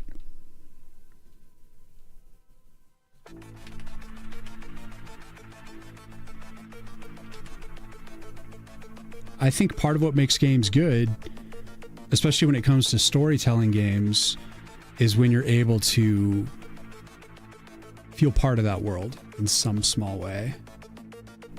But let's see. Sorry, we were on ads when I was reading what you were saying, Medusa. I wasn't sure if you... so you were saying you have been thinking about how I always ask myself, why did this anime put this cool evolution of this character off so long? Oh, you have turbo? Oh, well, then maybe I shouldn't have waited so long. Why did the anime put this cool evolution of this character off so long? But if they did show the coolest thing first, there's nowhere to go. Yeah, so exactly. I was going to respond to that. So like, it definitely, you want to have, you need to save the mystery, you know, like you need to keep an air of mystery to make it interesting, you know, like where's this going to go? Like what can possibly happen next? Like how far is this going to go basically? And you start always like an established, you establish things in like whatever the world is, and you just kind of like learn about these characters little at a time. And like, I like the way that the screenwriter described like telling like the 3-act play, because well, everyone like thinks about stories in 3 acts, right? So you got like your first act, and the way he described it is like you climb up a tree, your character climbs up a tree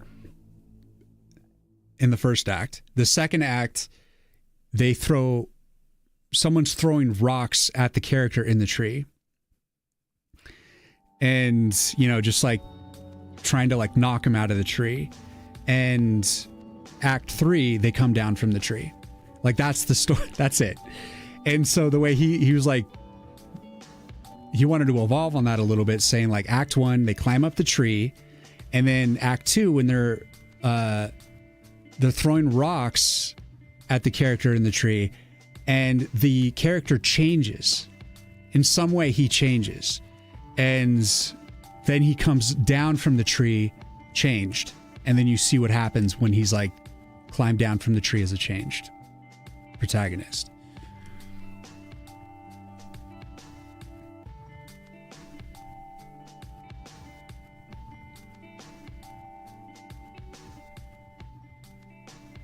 Little boy can't be bothered. Yeah, I don't blame you, man. I don't blame you. This is how I feel about watching a game on Twitch. There's a stage of learning the game, but being able to backseat mentally takes the engagement to sustainable. Riyin, your glove is neat, but how come only your bottom 2 fingers get cold? Because that's the part that touched the Wacom pad.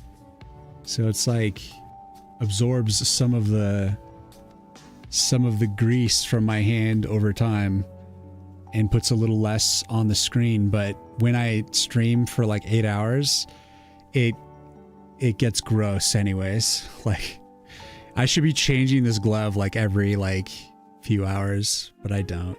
I just like, you know, pull out the disinfectant Windex and just spray down my Wacom after stream, after it cools down.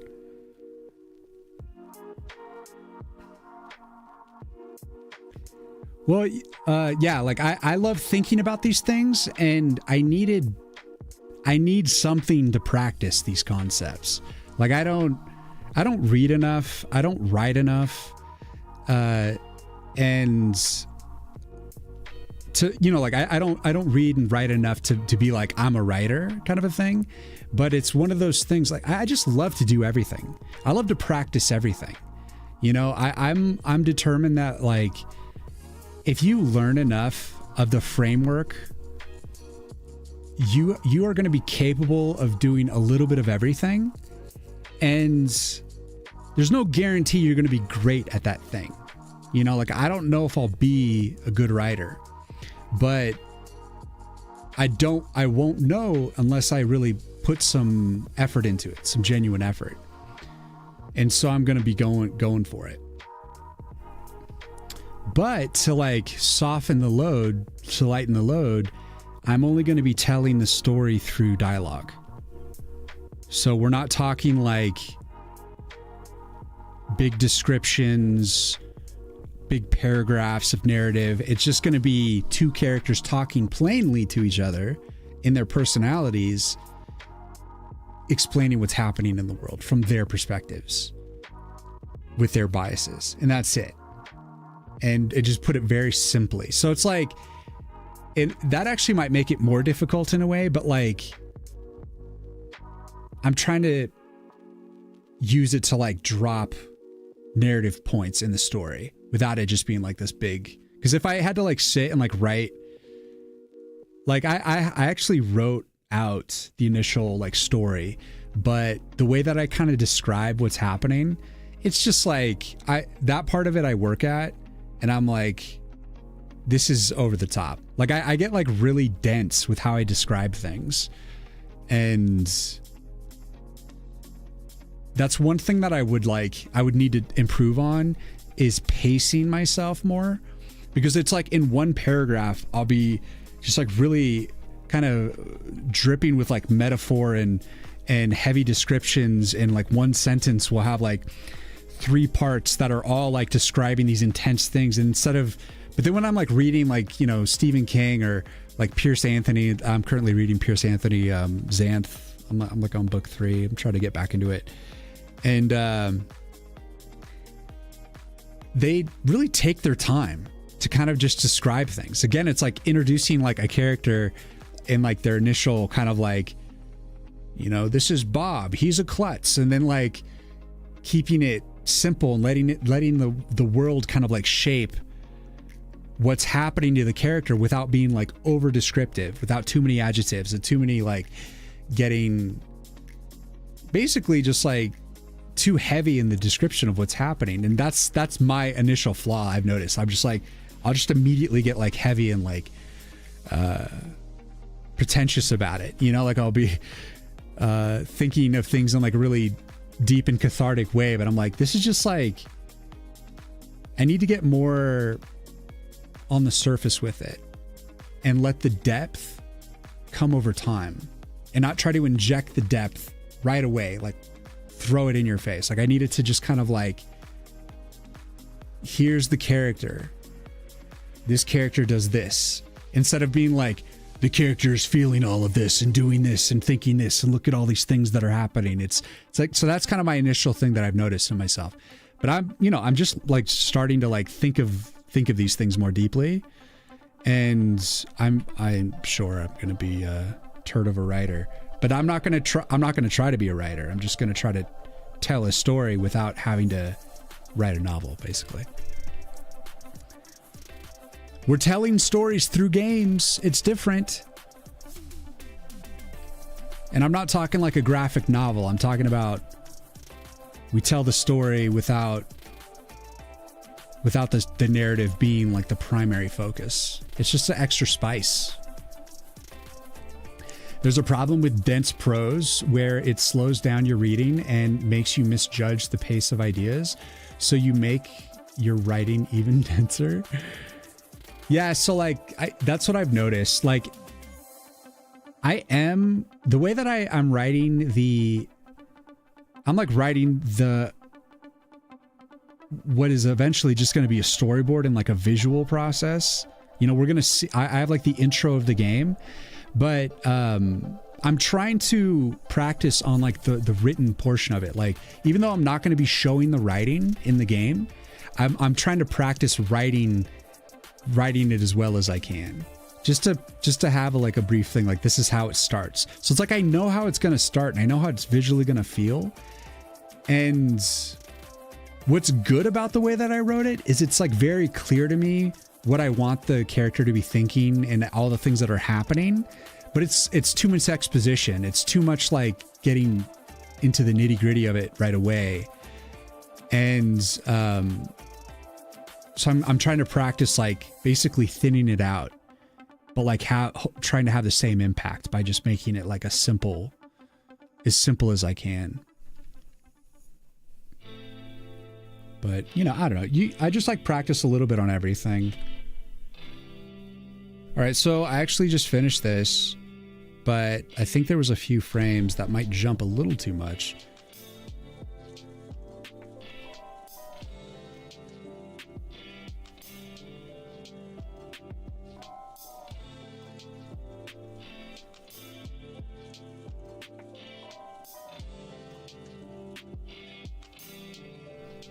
So it's like I'll bring some of these like together a little bit more so there's like a little less jumping in certain areas, but ultimately it's pretty much there. Because again, it's meant to just be like a background ambiance. You're not really focused on this animation too much. It's just meant to be kind of like, just adding to the energy, and you're not necessarily going to be focused on it, you know?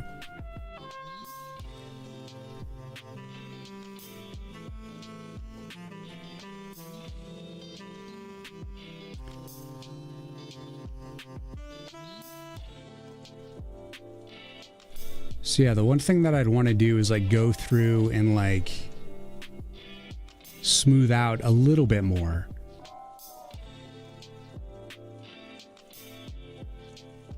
But I don't want to spend like a ton of time on this particular animation because it's one of those things that I don't think it's like massively important to be super unique. It just has to be like smooth enough that you don't notice like any like particular jumping. Like I just want it to have kind of like a general flow and then leave it like that. It's got a little bit of that like was it like Dr. Katz, like that old school animation style where things kind of like jitter on intentionally. It's definitely how I animated it. Not in every case. Like the fire itself was like intentionally animated to be as smooth as I could with the time I gave to it. But like the rest of it, I wanted to just kind of like move stuff as the whole thing was just kind of conveyor belting, and then just have it kind of like fluctuate as it moves up the conveyor belt without like completely trying to like make stuff like change pace and stuff. Cause I felt like this was going to be enough. But yeah, so I just have to go through and do another pass of like touching this up. But yeah, it's not fully there. It's pretty good though. Like it's a pretty good basis. We could put it in the game.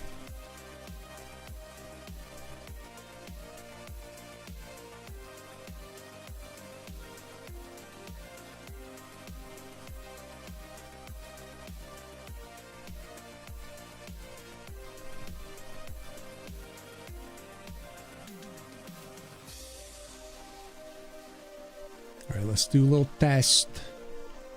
Little testy test.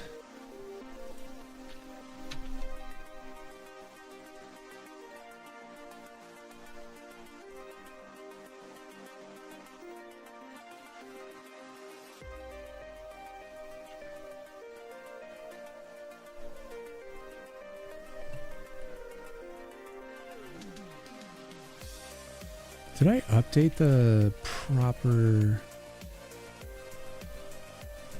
I don't know that I updated the frames for this particular one.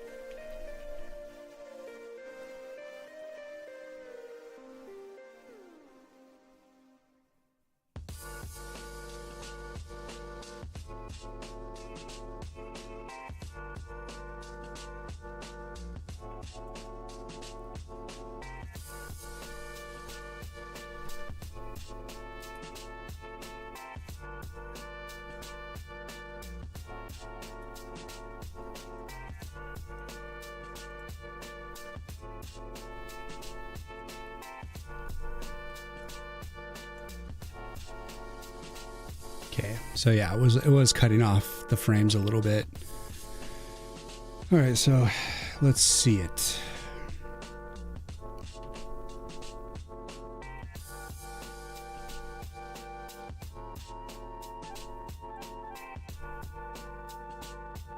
Yeah, I need to revisit that little like pause after the redemption on the death flower.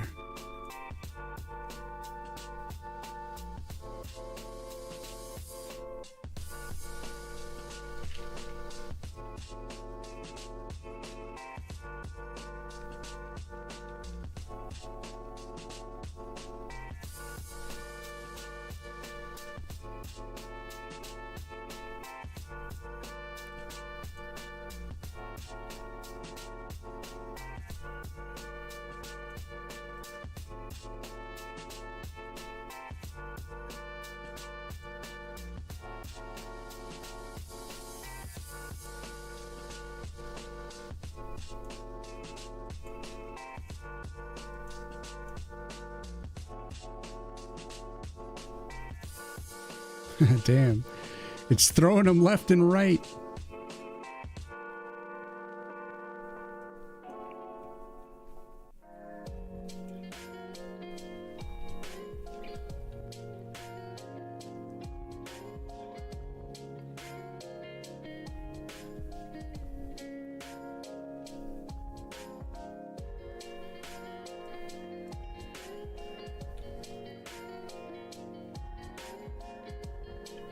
Yeah, so right now, the waves are a little bit like, it's actually pretty even, but the waves are commonly uneven. Like I think like a lot of enemies will start to stack up on the right now. So it's like, I need to balance the waves so that they come from both sides more evenly. And I've also noticed that when I'm like redeeming the death flower, it like pauses a little too early. And honestly, it might just be like the delay of triggering the deal.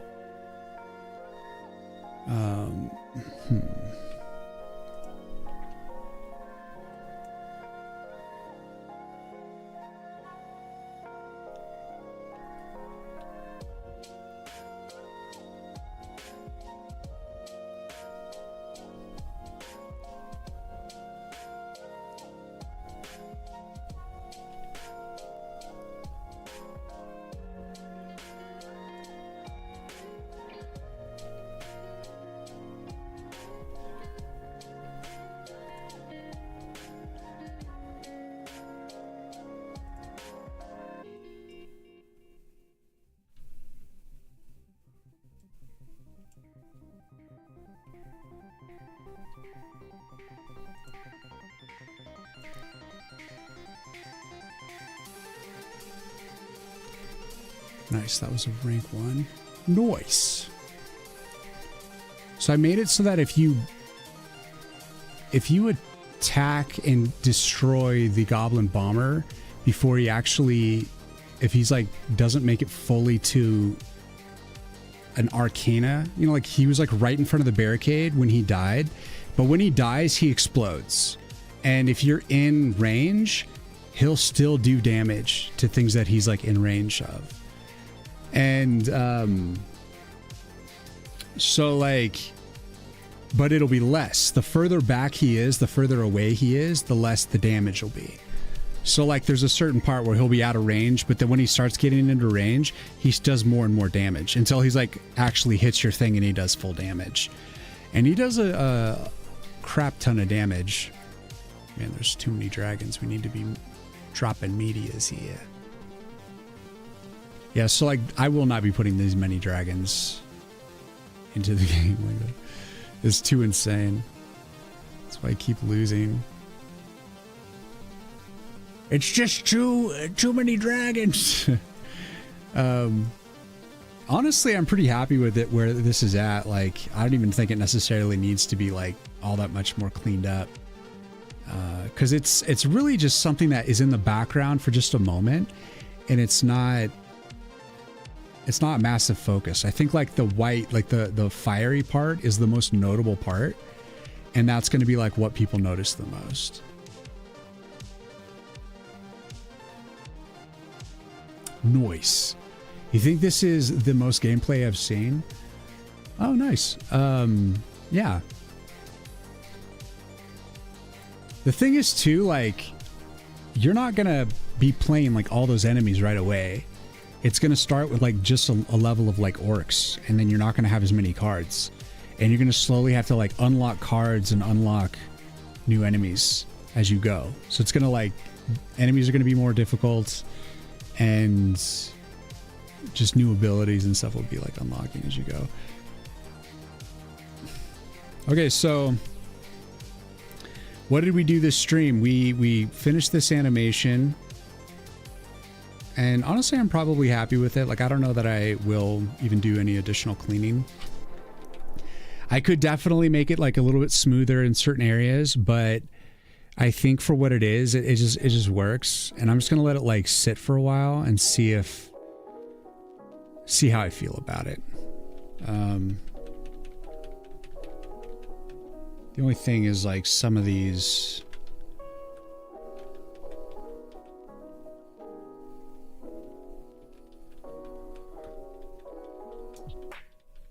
Some of these things disappearing can't be disappearing.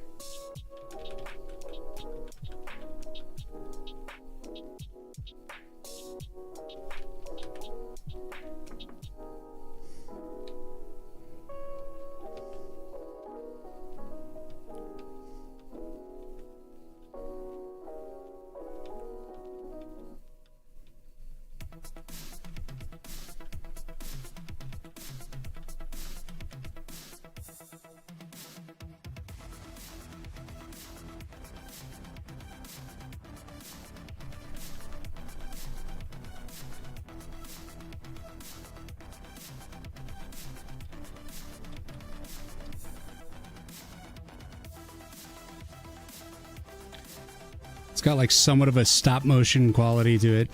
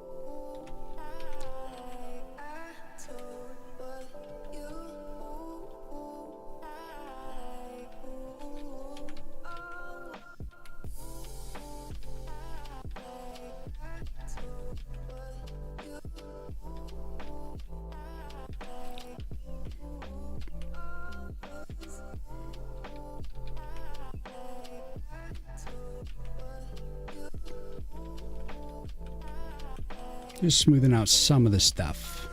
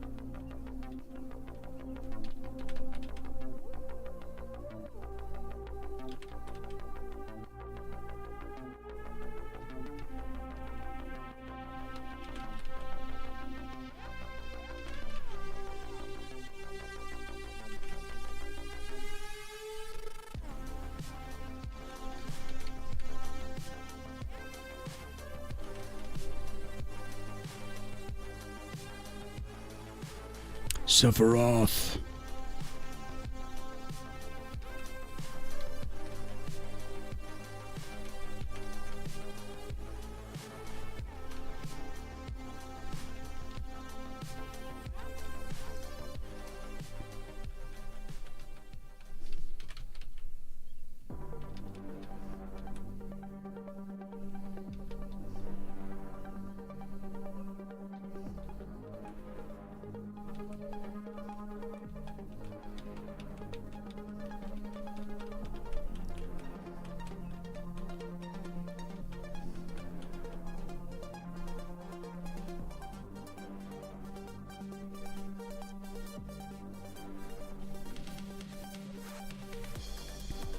Sephiroth. One-winged angel.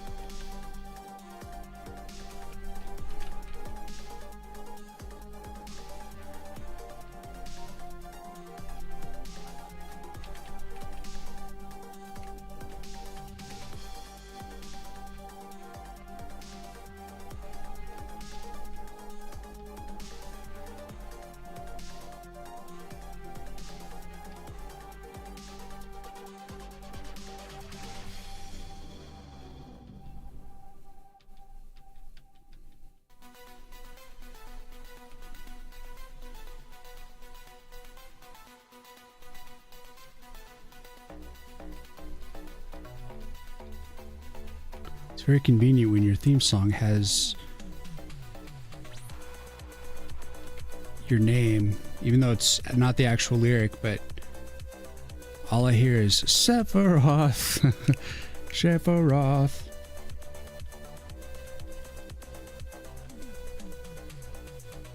That's what he says to himself every time he walks into a room.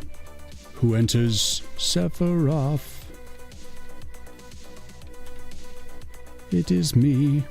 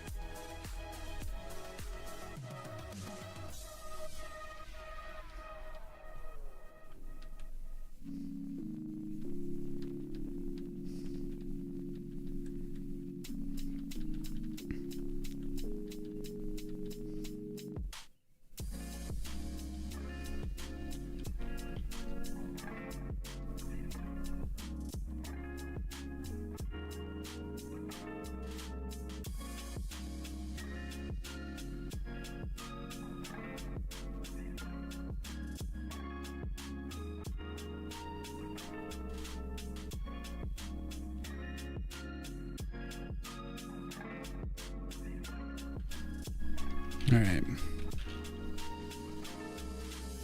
That'll do it. All right, so let's save that out. Easy peasy. Updated the database. So we did this one. And what else did we do, guys? We also worked on this.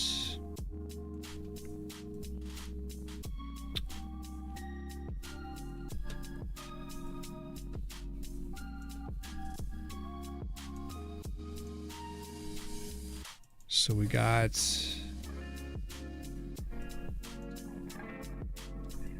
nice trippy animation done. And we got a nice Gantt portrait finished. That's pretty much what we did today. Lots of art. Lots of art, guys. I've now exceeded the 8-hour mark. And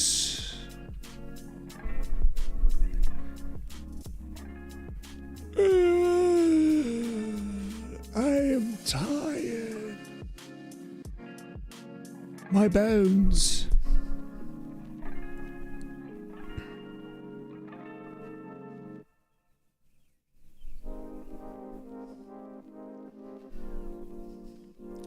What's up, Shader? I hope you're well too, man.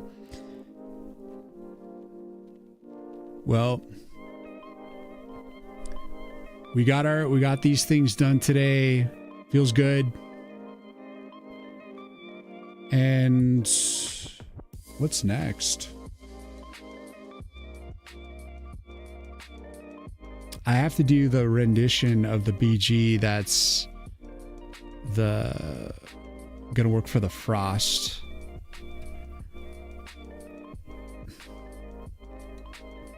So I think I might try to reuse the same one as this one for the Flash Freeze, but change it blue into a blues and then add some like snowflakes to it. Excuse me. I don't know. For now.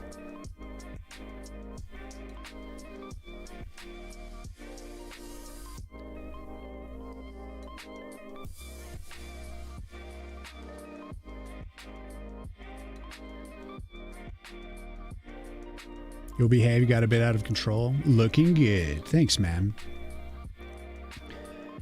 Oh.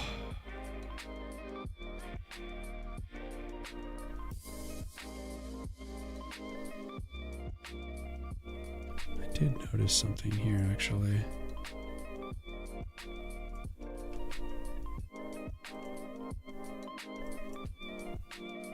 One little thing we gotta change. And then I'm gonna start looking for someone to raid.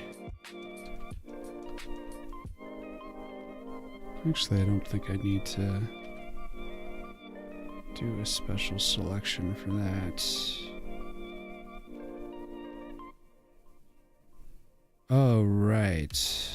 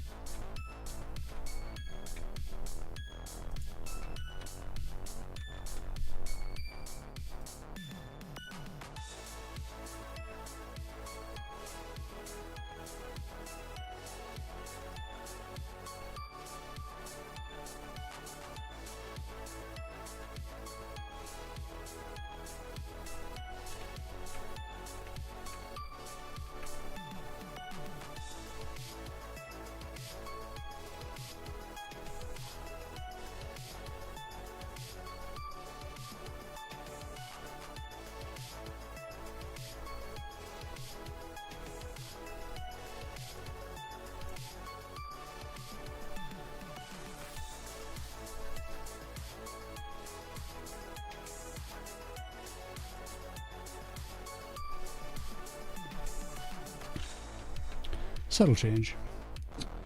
All right.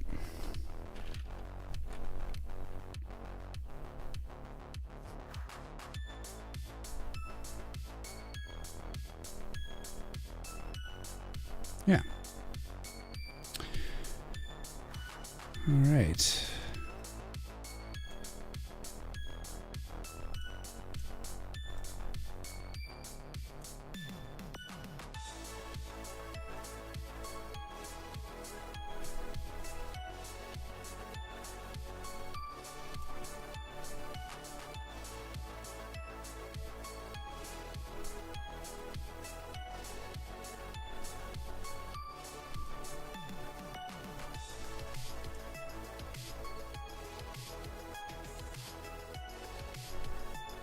We did lots of things. Now I will find someone to raid. We have worked for 8 hours and 22 minutes. It's been a good day. But I'll tell you what, I feel ready. Ready to move on. To rest. Rest my weary bones.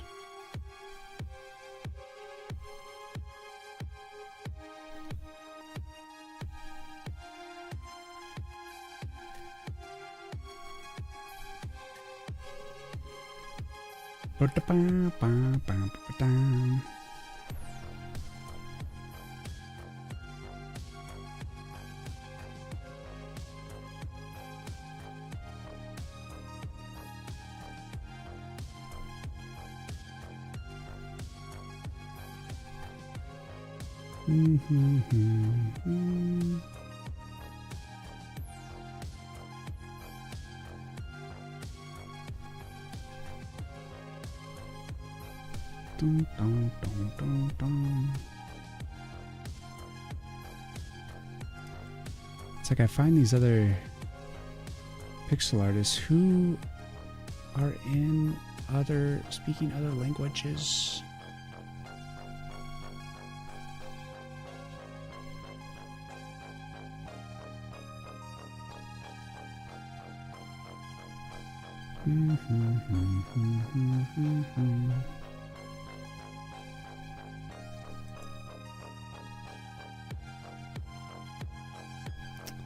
But maybe it'll be cool anyways, man. Good to see a shader.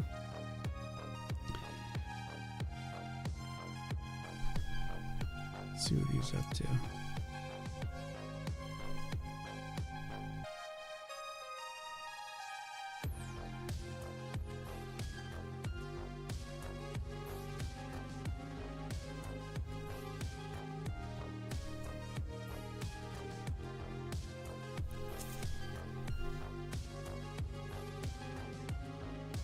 Might be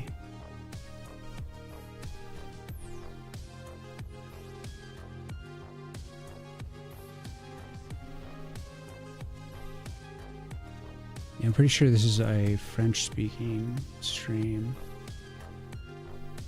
And he's got Lartis as must have been rated him.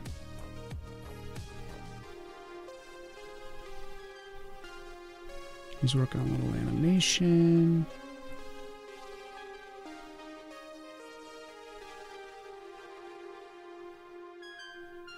But he has been going for like 4 hours though. I might want to pick someone who hasn't been streaming as long.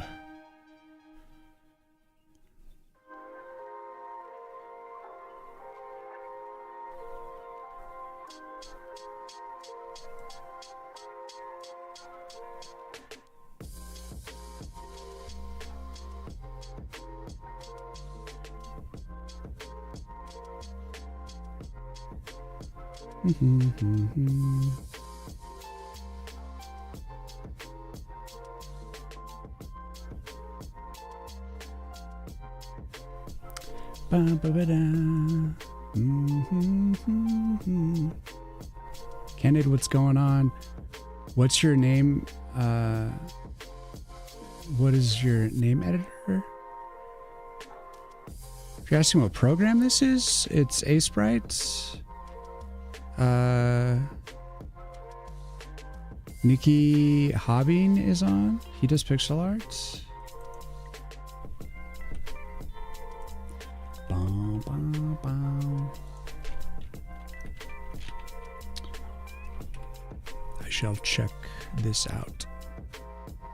We shall scope this out.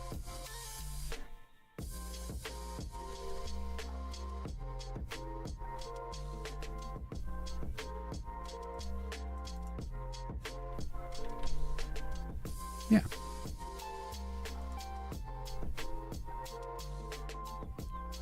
I can dig it. More tile set oriented. I feel like I'm going to have to be more tile set oriented when I do my horror game, because I want to do procedurally generated like rooms. But in the end, the rooms themselves, I don't think it's going to be like a hard tile set. Like, I think there'll be a base tile set probably, but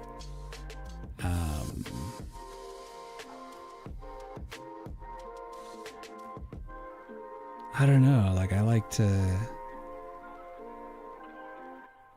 I mean, I think there should be like a basic tile set structure to things for sure. But then like beyond that, I want to just gotta go off where I want to go off, because I want to go off. You know what I mean? Yeah, we're gonna raid Nikki. I like him. I don't know who he is, but I like him already. And yeah.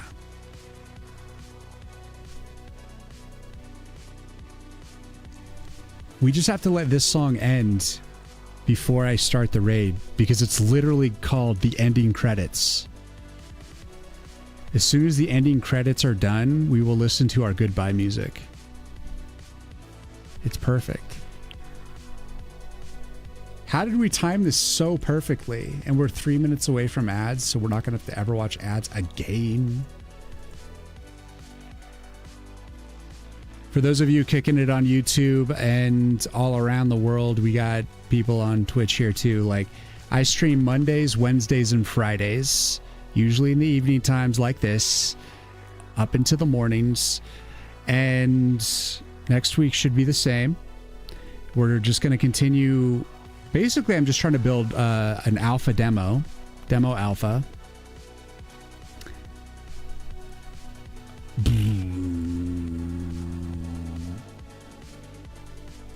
Beautiful. And so I will be back on Monday, basically, and I'm going to spend the weekend doing whatever the hell I want. I don't know what I'm going to build on, but I will be building on something. But it's going to be good. Just keep basically checking things off for the demo. This Gantt portrait was a big to-do that I've had for months, and it's done. It's done. Let's start the raid. But yeah, I'm going to be releasing some shorts on YouTube probably this weekend, probably tomorrow. And just keep pushing out more shorts. I meant to do one like yesterday, but I forget what I got caught up in. Anyways, I'm going to try to post at least a couple a week, but I'm kind of slow at it sometimes. So at least one a week, try to do more than that. But we got more shorts coming. And I know people wanted some pixel art tutorials, and I might do that, like make YouTube videos for that at some point. But for now, I'm just super focused on getting alpha and getting like stuff ready to submit to Next Fest to get the demo out for the game. So start with an alpha and get like the beta demo out, and then just keep on going. But looks like we got ads coming like in 40 seconds, and we're about to raid out, so I don't think I need to push the button. Thank you guys for watching. You guys are awesome. It's good to see ya, and I'll catch you on the other side. See you on Monday. Have a good weekend. Goodbye.